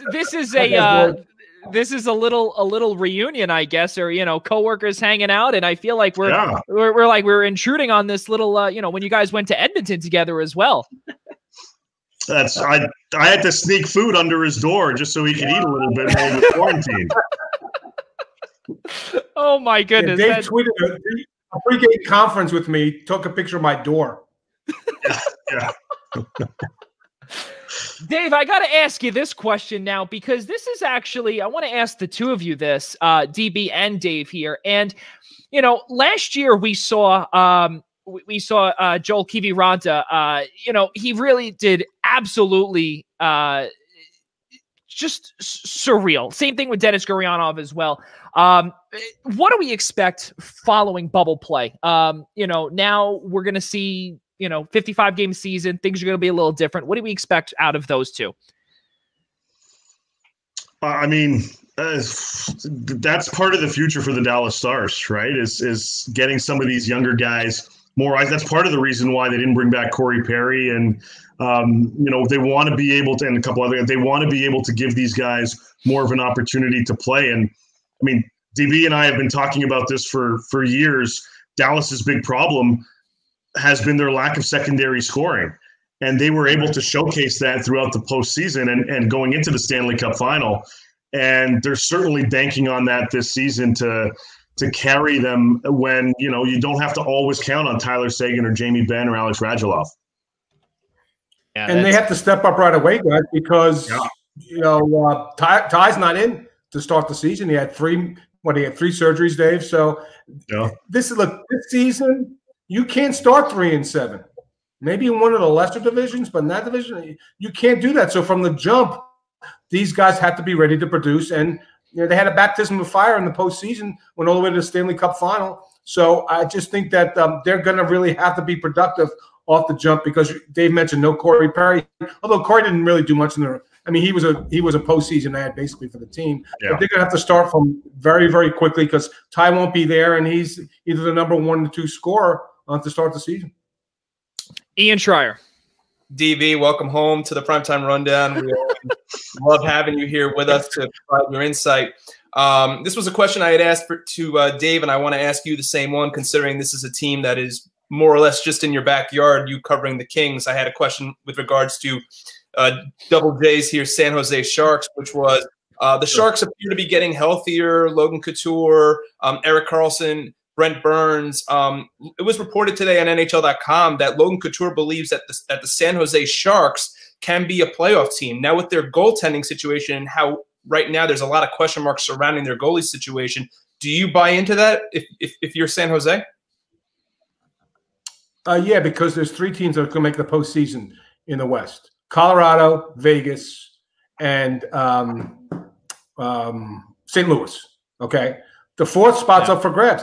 If Devin Dubnyk is either going to split the net or he's going to take the net, because I don't think that Martin Jones is going to play 45 games, right? We had Logan on our Hot Stove show a couple weeks ago. He firmly believes they can make the postseason. But if he's healthy and Hurdle's healthy, like, their top 6 is pretty good. Where they're going to struggle, guys, you look at their bottom 6, that's why they're a 4th place team. That's why they won't contend for the division title.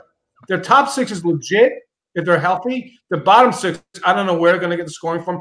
They're going to miss a little bit of leadership with Joe Thornton, go to Toronto. The D should be healthy. They're going to have to get a lot of offense. Like, Brent Burns is got to be the Norris Trophy Brent Burns, right? So things have to happen. They're not by default the 4th place team, but there's 3 and 5 in that division. And so, yeah, if they get the right breaks, if they stay healthy, and you got to figure they're going to be healthier than they were last year.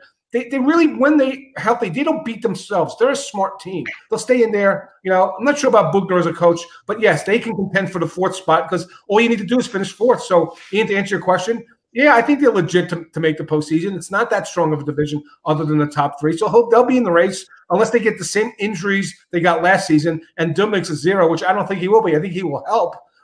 Won't be easy, but they'll be in contention, I think, throughout the season.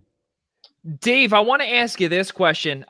You look back, actually, or flying back across the country, and look back to Toronto, and DB brought up, with losing the leadership experience with Joe Thornton, and not really so much, asking about the leadership perspective. I'm looking at the injury side, and something came up today about Alexander Kerfoot. And, even though that Sheldon Keefe did say that he's quote unquote banged up, and the reason why I bring this up is because, the depth in Toronto there really is none. How big of an injury is that to Toronto if, let's say, for instance, being banged up is a little more than just that? They've got, I'd say, they've got some depth with this team in terms of if slotting guys into the lineup. So, if Kerfoot's out of the mix, this is an opportunity for a kid like Nick Robertson to come in and scoop up that spot and prove his worth during the regular season now with the Toronto Maple Leafs, especially with the AHL not getting underway until early February. There's going to be a bit of a buffer zone there where they're going to allow, these types of players in these scenarios to step in for some injured guys. I like the makeup of Toronto. It was interesting. Everybody's been making a big deal, and I guess I kind of did as well at the start, that Jumbo was going to play with Marner and Matthews right out of the gate. Well, head coach Sheldon Keefe said yesterday that while that is going to be the case, there are going to be situations throughout the game where they're going to basically swap him out and bring somebody else onto that wing. So he may not necessarily get 15 minutes a night with that line, or 15 minutes a night at all, he may get, say, 13, and they may swap in somebody else, whether it's, Hyman or Robertson or somebody else. But certainly the bulk will be with Joe Thornton. But they can swap in certain players in certain moments, and they're expecting some big things from the Wayne Simmons in terms of what they're capable of doing in terms of playing that bottom six role. The interesting one for me, the addition they made, was Jimmy Vesey. If they can get him going to what he was expected to be, that power forward type, I'm not sure they can. But if they can get some glimpse of that with Toronto this season, that would be certainly a big win for them. On Joe, I talked to Tom McClellan, who coached Joe for a number of years in San Jose, and I asked him about the possibility of Joe playing with Marner and Matthews. And he says, I think it's great. He goes, he will make them better players without question. I don't know if he can keep up the pace, but Ian or Rob, I got a question for you. That hairdo on Double J, did he lose a bet to you guys? Is that why he's Listen, DB, this is the one show he decided to actually do his hair. Okay, listen, let me tell you something. I'm losing my hair, number one. Okay, I'm losing my hair badly. Okay, back here, number one, and and also because my boss decided to get Corona, I had to move my haircut up to today. So you would have actually seen a full head of hair today, but it's slow. Okay, all right. Just wondering. It's pretty different than the last one. We can move on now. I thought you might have lost a bet to these guys. Listen, in fairness, I'm wearing a hat today because it's not good what's happening here. So at least you got a cut. It looks like a very fresh hat, if we're being honest. Yeah, it does. Yes, well, thank you. Well, yes, a little 4:30. Yeah. Are you still in the COVID structure of cutting your own hair at this point, or no? We got locked down here for another. I'm checking the calendar, like 2.5 weeks here in Toronto. So, wow. Yeah, it's the 23rd, and who knows what's going to happen after that. So, I'm trying to get black market haircuts set up here. I don't know if I should pull it off, but we'll see. Otherwise, I'm just going to take some. I don't know what I'm going to do, clippers or something, and just try to make something out of this. Ian Schraier, go ahead. Dave and DB, is a question for the both of you, and I want to stick in the Western Conference because most recently, I would say some of the biggest news we saw came out of Chicago, where we had heard that Jonathan Toews was going to be out indefinitely. Now, we know that the Blackhawks finished last year. They were in the bubble. They had upset Edmonton, but they finished in the bottom half of the Western Conference last year. We know Corey Crawford's not there anymore. We know that they're going to have to start getting younger at some point. But with that being the question, are there some younger players that we should be keeping an eye out for in Chicago? And on top of that, do you think that even with all their age and that they need to start to rebuild, could they even surprise some teams in what's really a loaded West? Dennis, you want that one? Go ahead. I got it. No, here's the thing. The youngster that you would have kept tabs on would have been Kirby Dach, right? Yep. And now he's gone, with that wrist injury. I don't know who's going to pass Kubalik the puck at this point. Ryan Strome is their #1 center, I guess. Look, here's the deal. Forget all that stuff. When you go into the season with Colin Delia and Malcolm Subban as your goaltending pair, you're in a rebuild. You're not looking to win. You're looking to tank the season. I'm sorry.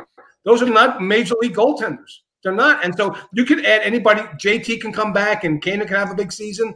Like, that's not – you're not a competitive team in net. And to me, that's where it ends and starts, Dave. And I can tell you this. I know for a fact that, first of all, Chicago started the offseason saying we're not going after any goaltenders. We're not looking around at goalies. We're going to go with our young guys. That lasted about 8 seconds because they went out and made calls. They talked to free agent goaltenders. They explored the trade market a little bit. Nothing fit for them. Some guys didn't want to go to Chicago. They held firm on their young kids because of that. But I'm with DB in this one. With that goaltending duo, with all due respect, there's just not going to be. I wouldn't expect much from Chicago. We have our on fourth period tomorrow. We've got our season predictions coming out, and I have Chicago dead last. in the league. Wow. I mean, I'm expecting a good season from Patty Kane. I don't know. I think some of the guys that are supposed to do what they're supposed to do will have solid seasons. It's just not going to be enough for me for the Chicago Blackhawks without JT, without Kirby Dach in the lineup. Nylander's not in the mix either, right. And you were expecting him to contribute in some fashion. Yeah. It's going to be a rough season for Chicago, but it's a shortened season. You get through it. You go through the draft. You figure things out in the offseason, and you look to October to start all over again. I think the biggest issue is that they didn't tell the players about it. Apparently, it looked like Taves and Kane were surprised that they were rebuilding. You can't do it. Not those guys. Those guys are famous. They're famous in Chicago. Not hockey famous. Legit famous. Right? Yeah. You can't do that to those guys. They built that franchise. So to me, that was the most surprising is the lack of communication about what's going on. But when you look at the roster, and and not that Nylander was a bargain in Chicago, but they've really got nothing. It will be scared because in the middle they don't really have anything because of injuries and because of JT's illnesses. And then again, the net. I just think this is a team that's the bottom five. I don't know total last, but certainly in the bottom five. Certainly a lottery pick team. And just to add quickly just on that one, even before we got the injuries to JT and to Kirby Dach, I mean, you're confusing your top tier players as to what a rebuild really is when you're adding to your roster. What did they sign Matthias Janmark for? What's the benefit? If you're a contending team, that's the exact player you want to add to your lineup. What'd they get him for? I understand Soderberg coming in because Kirby Dach's out. You got to solidify yourself up the middle. But the Janmark, there was another addition they made. I can't remember off the top of my head, but there's a lot of confusion as to what the direction is, and I think they need some kind of brushing up on what the definition of a rebuild actually is. That's the direction. Right down. Yeah, and don't it doesn't make sense, and there's going to be a lot of question marks this year as well, guys. Something else that I want to bring up to the both of you, if Dave, you have still a couple more minutes. I know we're a few minutes over your slotted time, but let me tell you something. A couple more. He's got time. We asked Jeff Carter about his haircut. He goes, "I haven't been doing anything for 11 months." So come on. So Dave's got time. He's under lockdown for 2.5 weeks. Right? It's 9:30 at night. Where's he going? He can watch the second period of the world. That's true. So he's got time. If only we had Pates here, that would have been it. Oh my goodness. Yeah, exactly. Steven Stamkos now coming back from mainly missing most of 2019-20, or at least the playoffs, that is. And, no Nikita Kucherov as well. And now we're going to, there's not going to be any Cedric Paquette either. He's also gone. And now Tyler Johnson, obviously, we remember, fellas, that he was put on waivers at one point, and now he may be entering the lineup now, and he might be a vital part to this team. Talk about the loss of Nikita Kucherov and how big it is for Steven Stamkos to, let's say, stay healthy. Yeah, well, that's key. If there was no Steven Stamkos in the lineup during last season, and they got by pretty well. So if he can come in and basically just sub in for Kucherov like they did the opposite, right? I think they're fine. I have them being tops in their division this season. I got a repeat going for this team going into the Stanley Cup Final. So the depth that they have, the key components they still have on their team, they're still there. I can see them adding a veteran depth defenseman closer to the trade deadline. That's something that would make sense from Tampa's perspective that I could certainly see happening. But, maybe they give Foote an opportunity out of the gate to kind of make this roster as well. They have a tiny bit of cap space, surprisingly, a little over $1 million once everybody's on LTIR. So, it's going to be an interesting season for Tampa. But for me, I like what I see. I think Steven Stamkos is ridiculously motivated to get going all over again. And I think that's going to be trouble for the whatever division they're in. Central. Yeah, I keep forgetting. Yeah, we're all over the place. DB, your thoughts? Yeah, I think that, some GMs play checkers and some play chess. And Julian Brisbois is playing chess right now, right? I mean, the moves he made to get guys signed and under the cap, and the trade he made with Ottawa, he's just done flawlessly. And we talk about the guys, and we haven't even talked about Braden Point or Hedman or Vasilevsky. And remember why, and Dave pointed this out to me a couple of weeks ago, remember why they weren't good at the beginning of the season last year. It's because the goalie wasn't any good. If the goalie comes good out of the box, they're going to win, not in a breeze, because I think Carolina's going to be pesky in that division. And without Kucherov, you're going to have some lack of offense, so you might lose the occasional game. I like him. I'm with Dave. I like him to go back to the Cup final, not to win it, but I like him to go back to the Cup final. There's just too much talent there. Anthony Cirelli is going to take a bigger role on this team. Tyler Johnson's going to be motivated either to stay there or be traded out of town. And he's got redemption, right? Me and Dave saw him in the Cup final. He was terrible. He didn't do anything. He was totally ineffective in the Cup final. Well, he's got a chip on his shoulder. So, yeah, I don't think this team is going to breeze as easy as everybody thinks they are, but they're certainly going to be in the postseason. And I certainly think once Kucherov comes back, unless there's some rash of injuries to this team, they're certainly talented enough to get to the final two. Ian Schraier. Guys, Sidney Crosby says he's very motivated right now with what's going on in Pittsburgh, even though he's coming off a hurt season in which he played 41 games. But I think we can all say that the Penguins are pretty well passed over the hill, and a lot of people, as a result, are writing them off. Should there be any reason? I mean, we know how stacked. If this was a full 82-game season and the alignment is what it usually is, within that loaded Metropolitan Division, but should we be feeling otherwise about the Penguins, or should we be putting them towards the bottom of that division, especially now with the Bruins there as well? For me, I'm one of the optimists with respect to Pittsburgh. I know there are a lot of question marks on Tristan Jarry after trading away Matt Murray. I like the kid. I think he's solid. I think he's stable between the pipes for this team.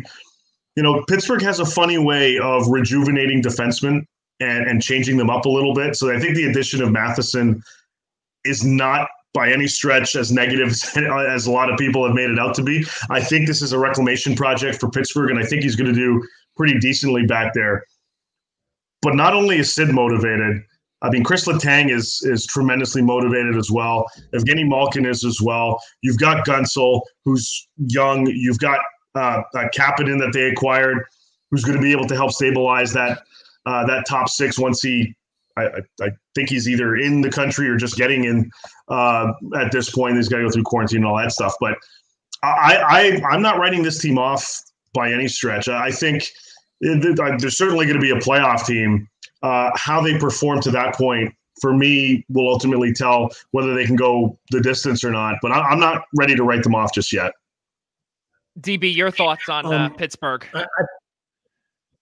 Well, there are going to be one or maybe two really good teams that miss the postseason in that division. It's a brutal division. It absolutely is, except for maybe the Devils. I know there's some Devils fans that's supposed to be watching this, which probably should turn it off right now. Other than that, probably not. Pittsburgh could have a solid season and not make the postseason. So yeah, I think they're in the middle of the pack here.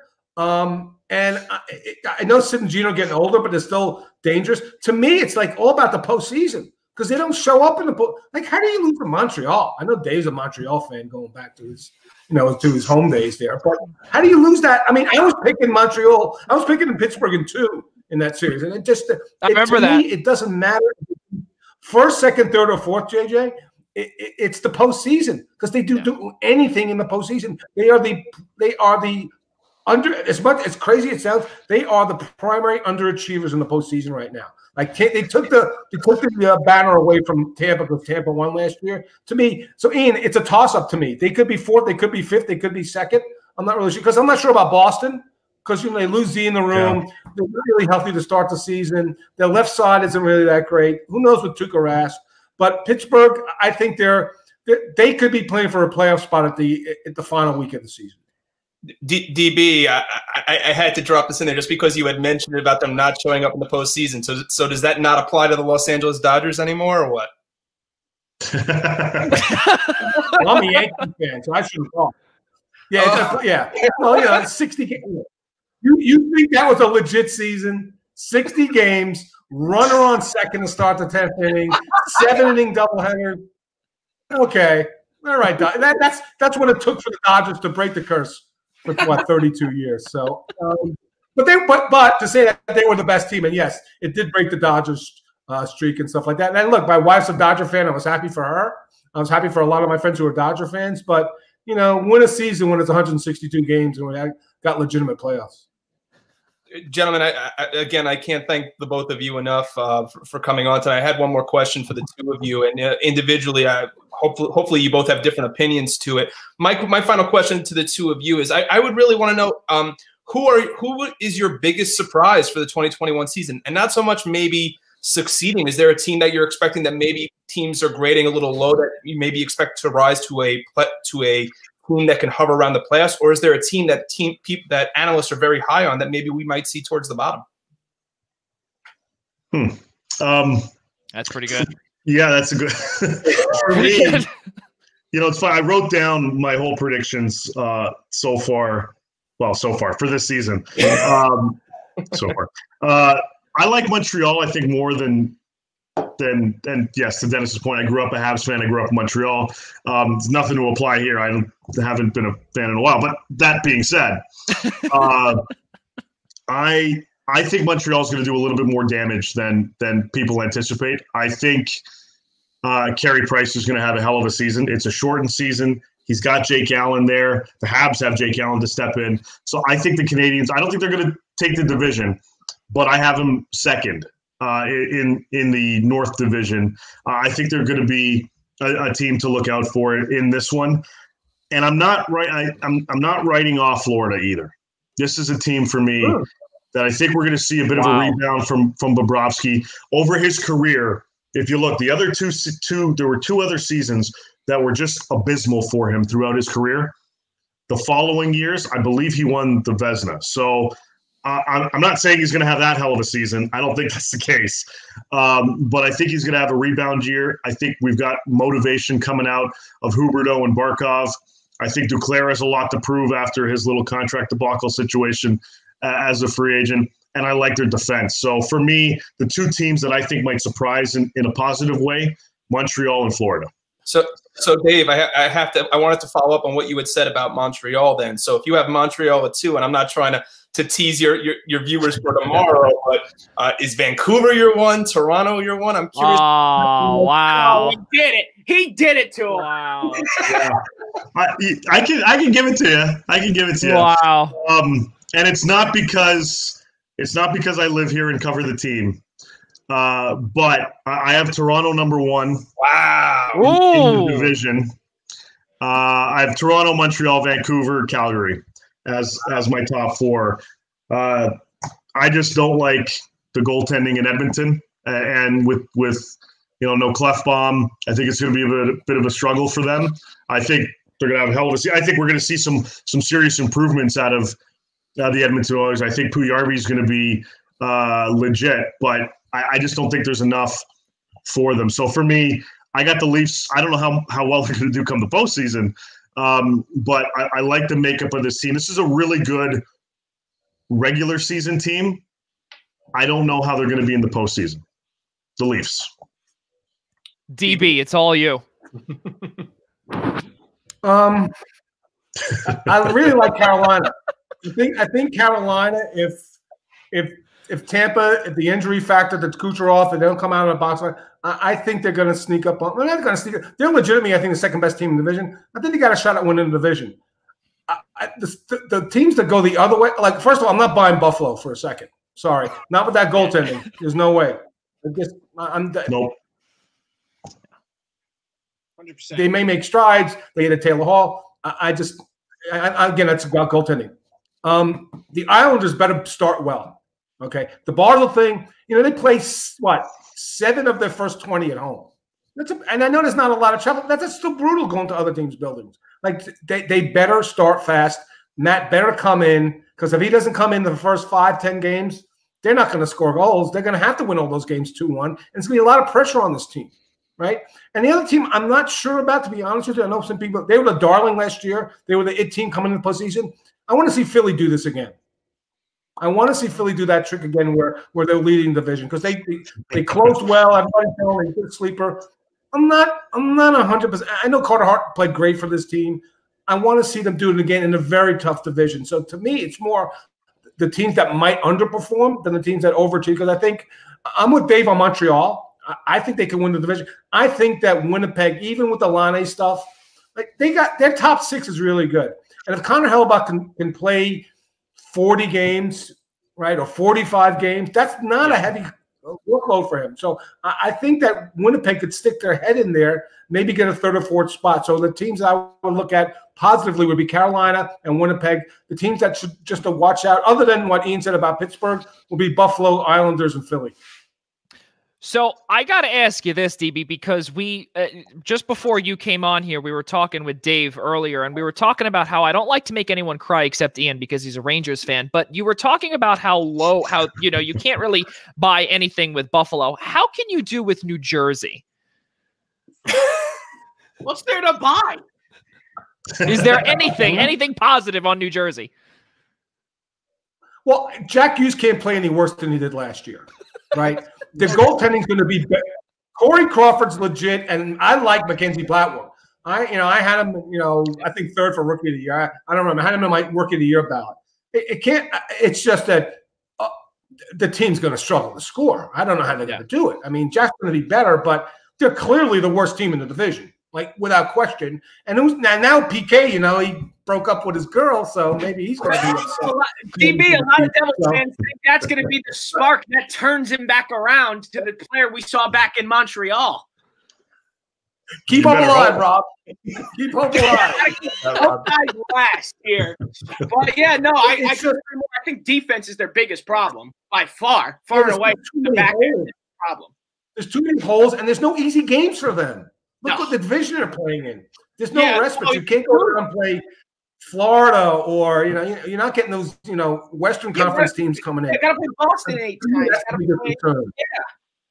Got to play Boston 8 times. Got to play New York 8 times. Yeah, it's a defense heavy draft, so that's a plus for New Jersey.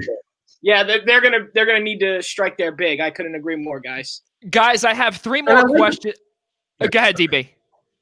I like the coaching move because you need a veteran coach in there to manage through this tough season. Yeah. Like, Lindy may not be the guy eventually. I mean, I think they gave up on Hines and Ray too early. But Lindy in there in a really tough season, he's not going to panic. Some of these players are going to grow through him. So I think that's the right move. You're going to have fans trying to locate your address for saying John Hines was given up on too early. DB, we'll see in Nashville if he wins the cup. Who knows? Well, Nashville took a tumble once he got there. My goodness, that's what happened. Yeah, and that's why you'll never convince Devils fans to do anything right.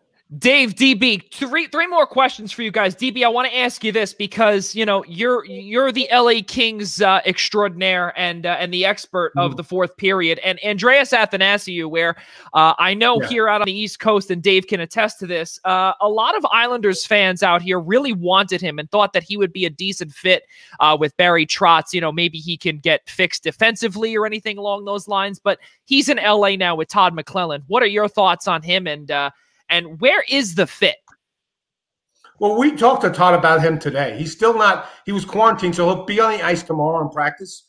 He fits on the bottom 6 left wing, so 3rd line left wing. Right now I think they've got like Trevor Moore or Carl Gernstrom. And they keep saying, look, this guy did score 30 goals in this league. He's fast. They want to play with more pace. So he does fit in. But Todd said – he has to, and this is probably his last shot. Maybe he gets one more shot, but this is a team that's rebuilding that has not a lot of scoring on the wings. They were 30th in scoring last year. I think they should tank the season, but not everybody. Some of the guys in the room think they're going to make the playoffs. I think it's the worst time to do that with Dave talking about a heavy draft with respect to defensemen. So he fits on the 3rd line, Double J. He can do it, but Todd said he has to commit to playing to both sides of the puck. If he doesn't do it, because they had a guy in that last year. His name's Ilya Kovalchuk. Didn't play the other side of the puck. Got him on the bench. He's gone. So with there's no risk. It's a $1.2 million deal. One way, if he doesn't make it, they waive him. He's got a really good opportunity, which I think is going to be his last. So they're going to try to fit him in on the 3rd line. He'll play with Blake Lizotte and Jeff Carter. Lazar can skate. So he's got an opportunity. It's wide open. He wouldn't get this opportunity on a lot of teams. And they excused away the minus 46 last year because they said, oh, guys are on the ice for, empty net goals and stuff like that. I'm like, not at minus 46. Was he on the ice for 23 empty net goals? That would make him a minus 43, and he still was better. He's got potential. He's more proven than Martin Furk is. And Martin Furk's on the second line of this team.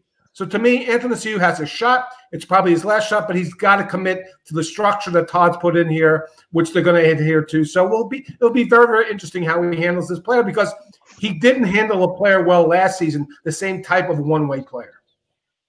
Dave, your thoughts on Andreas?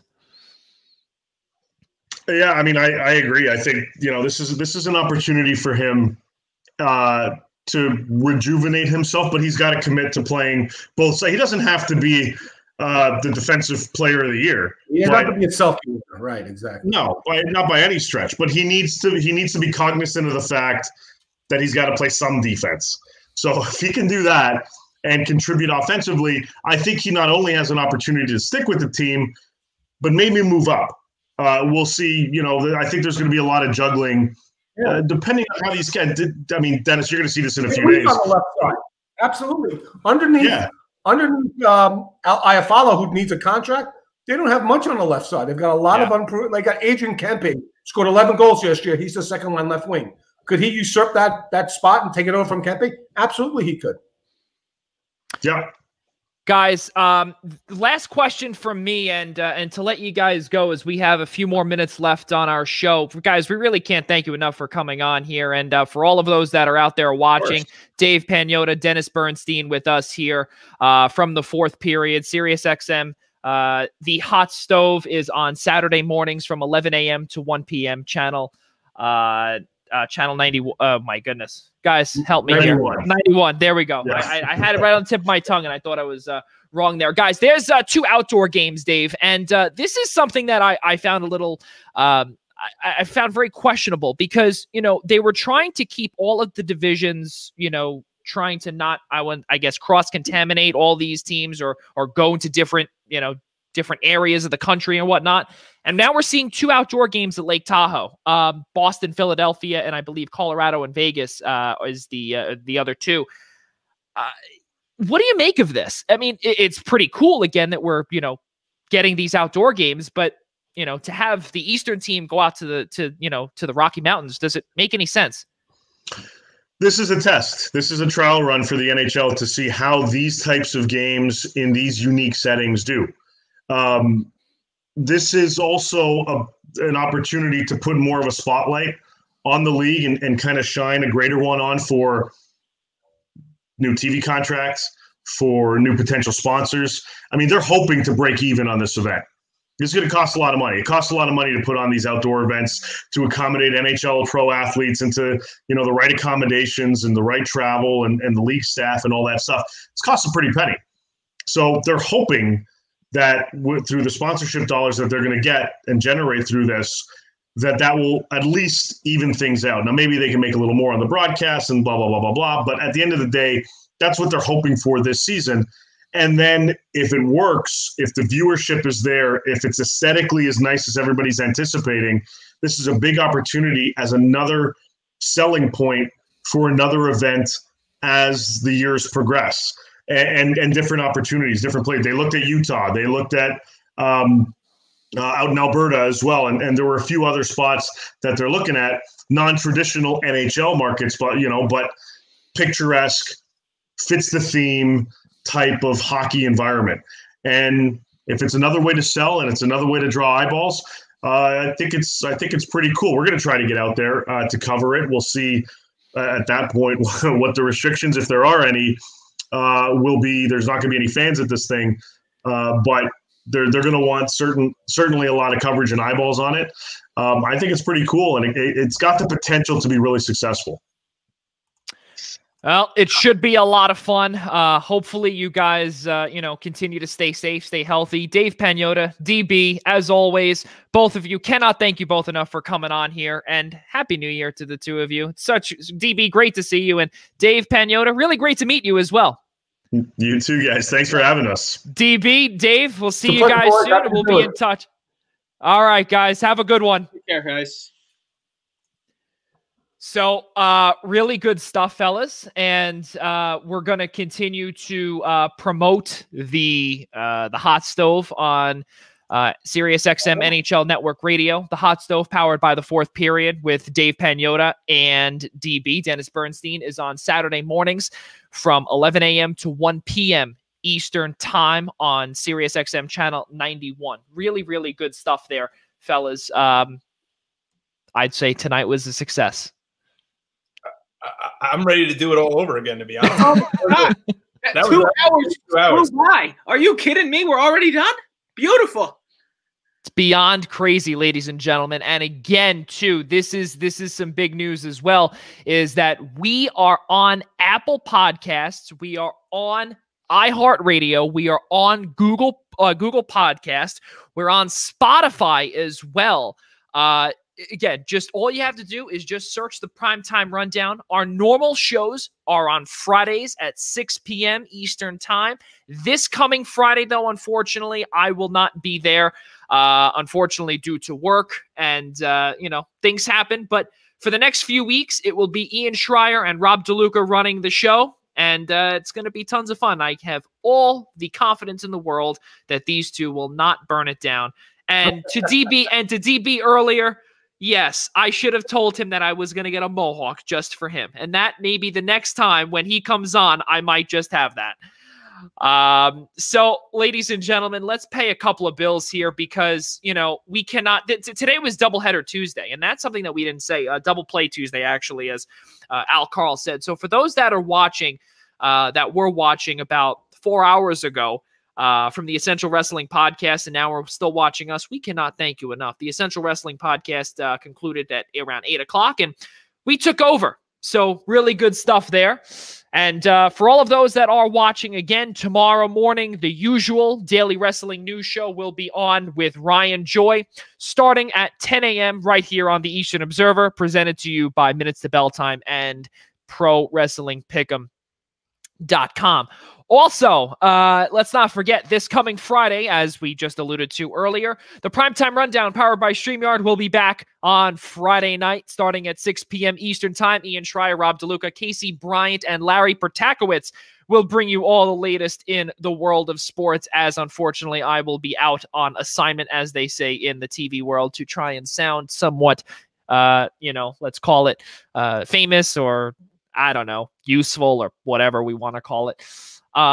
But let's just keep it going, guys, because you know what? We're only at 2 hours. We usually go to 2 hours and 10 minutes. No, I'm just kidding. Ladies and gentlemen, for all of those that want to know how to win a Jim the Anvil Neidhart 8.5 by 11 signed photo, make sure that you search I-95 Sports Network on YouTube. You join our channel by clicking the subscribe button or the notifications button by clicking the little bell that you can see there on the graphic. And also, while watching our live show, click comment and add hashtag EWP Anvil. The first person that does all of this will be entered for a chance to win said the Anvil Neidhart 8.5 by 11 photo. The NHL is going to be starting up next week, ladies and gentlemen. So a really, really, really good show from us. And not even from us, because I don't want to pat ourselves on the back, but I want to pat Dave Pagnotta and also DB, our good friend as well. They make our show, guys. DB's just one of a kind, and he also brings the laughs as well. So really good stuff there. Also, let's not forget we kind of were in a rush this earlier today. Black Cats NYC. Our show is presented by them. New album, Free Cake, is out now. Play loud.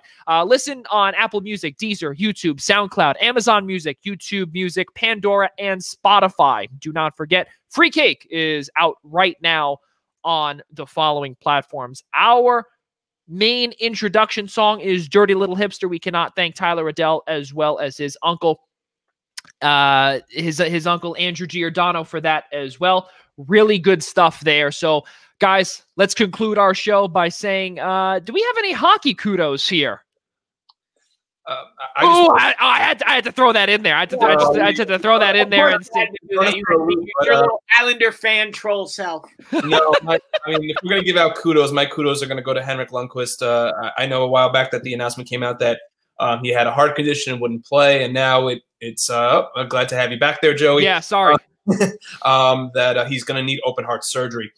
So I just want to wish the Lundqvist family all the best, Henrik especially. This is not an easy surgery to go under the knife for, and I just wish him and his family all the best, and hopefully he comes out of there like a champ, and hopefully there will be a team that gives him another chance at 40+ years old. I doubt it. So to Casey's point from earlier this evening, to say that maybe we will never have that goodbye game for Hank, it seems very, very possible, but I hope it's not. But wishing Henrik all the best. Yeah, I mean, look, kudos to everyone that came on tonight. And, you know, this show would not have been as epic without him. It's straightforward. Look, we're three great people, but we would not have been that exciting for 2 hours without all of our amazing guests that came on. Not even a question about it. Absolutely. Donnie Rosner, Casey Bryant, Dave Pagnotta, Dennis Bernstein as well. Ladies and gentlemen, please do not forget we are on Friday night, and I'm sure that there is going to be lots to talk about Ian Schraier, Rob DeLuca in anticipation. And just ahead is going to be NFL Wildcard Weekend, just ahead of Wildcard Weekend. So there's a lot to talk about, and I know that these two football fanatics, Giants fans, will be talking about something that I really didn't want to talk about, and I just opened a can of worms myself. So, but whatever. That is Friday will be a jam-packed football show. I mean, it's going to be a lot. Yeah, there'll be a little baseball mixed in as well, but it's going to be pretty. Hopefully something cooks up with baseball. That way, we don't have to oriented football. So. Ladies and gentlemen, one final time for our guests, Donald Rosner, Dennis Bernstein, Dave Pagnotta, and Casey Bryant, my co-host Ian Schraier, Rob DeLuca. I'm Joey Jarzynka, and for all of us at Blackjack Media Group, we'll see you next time.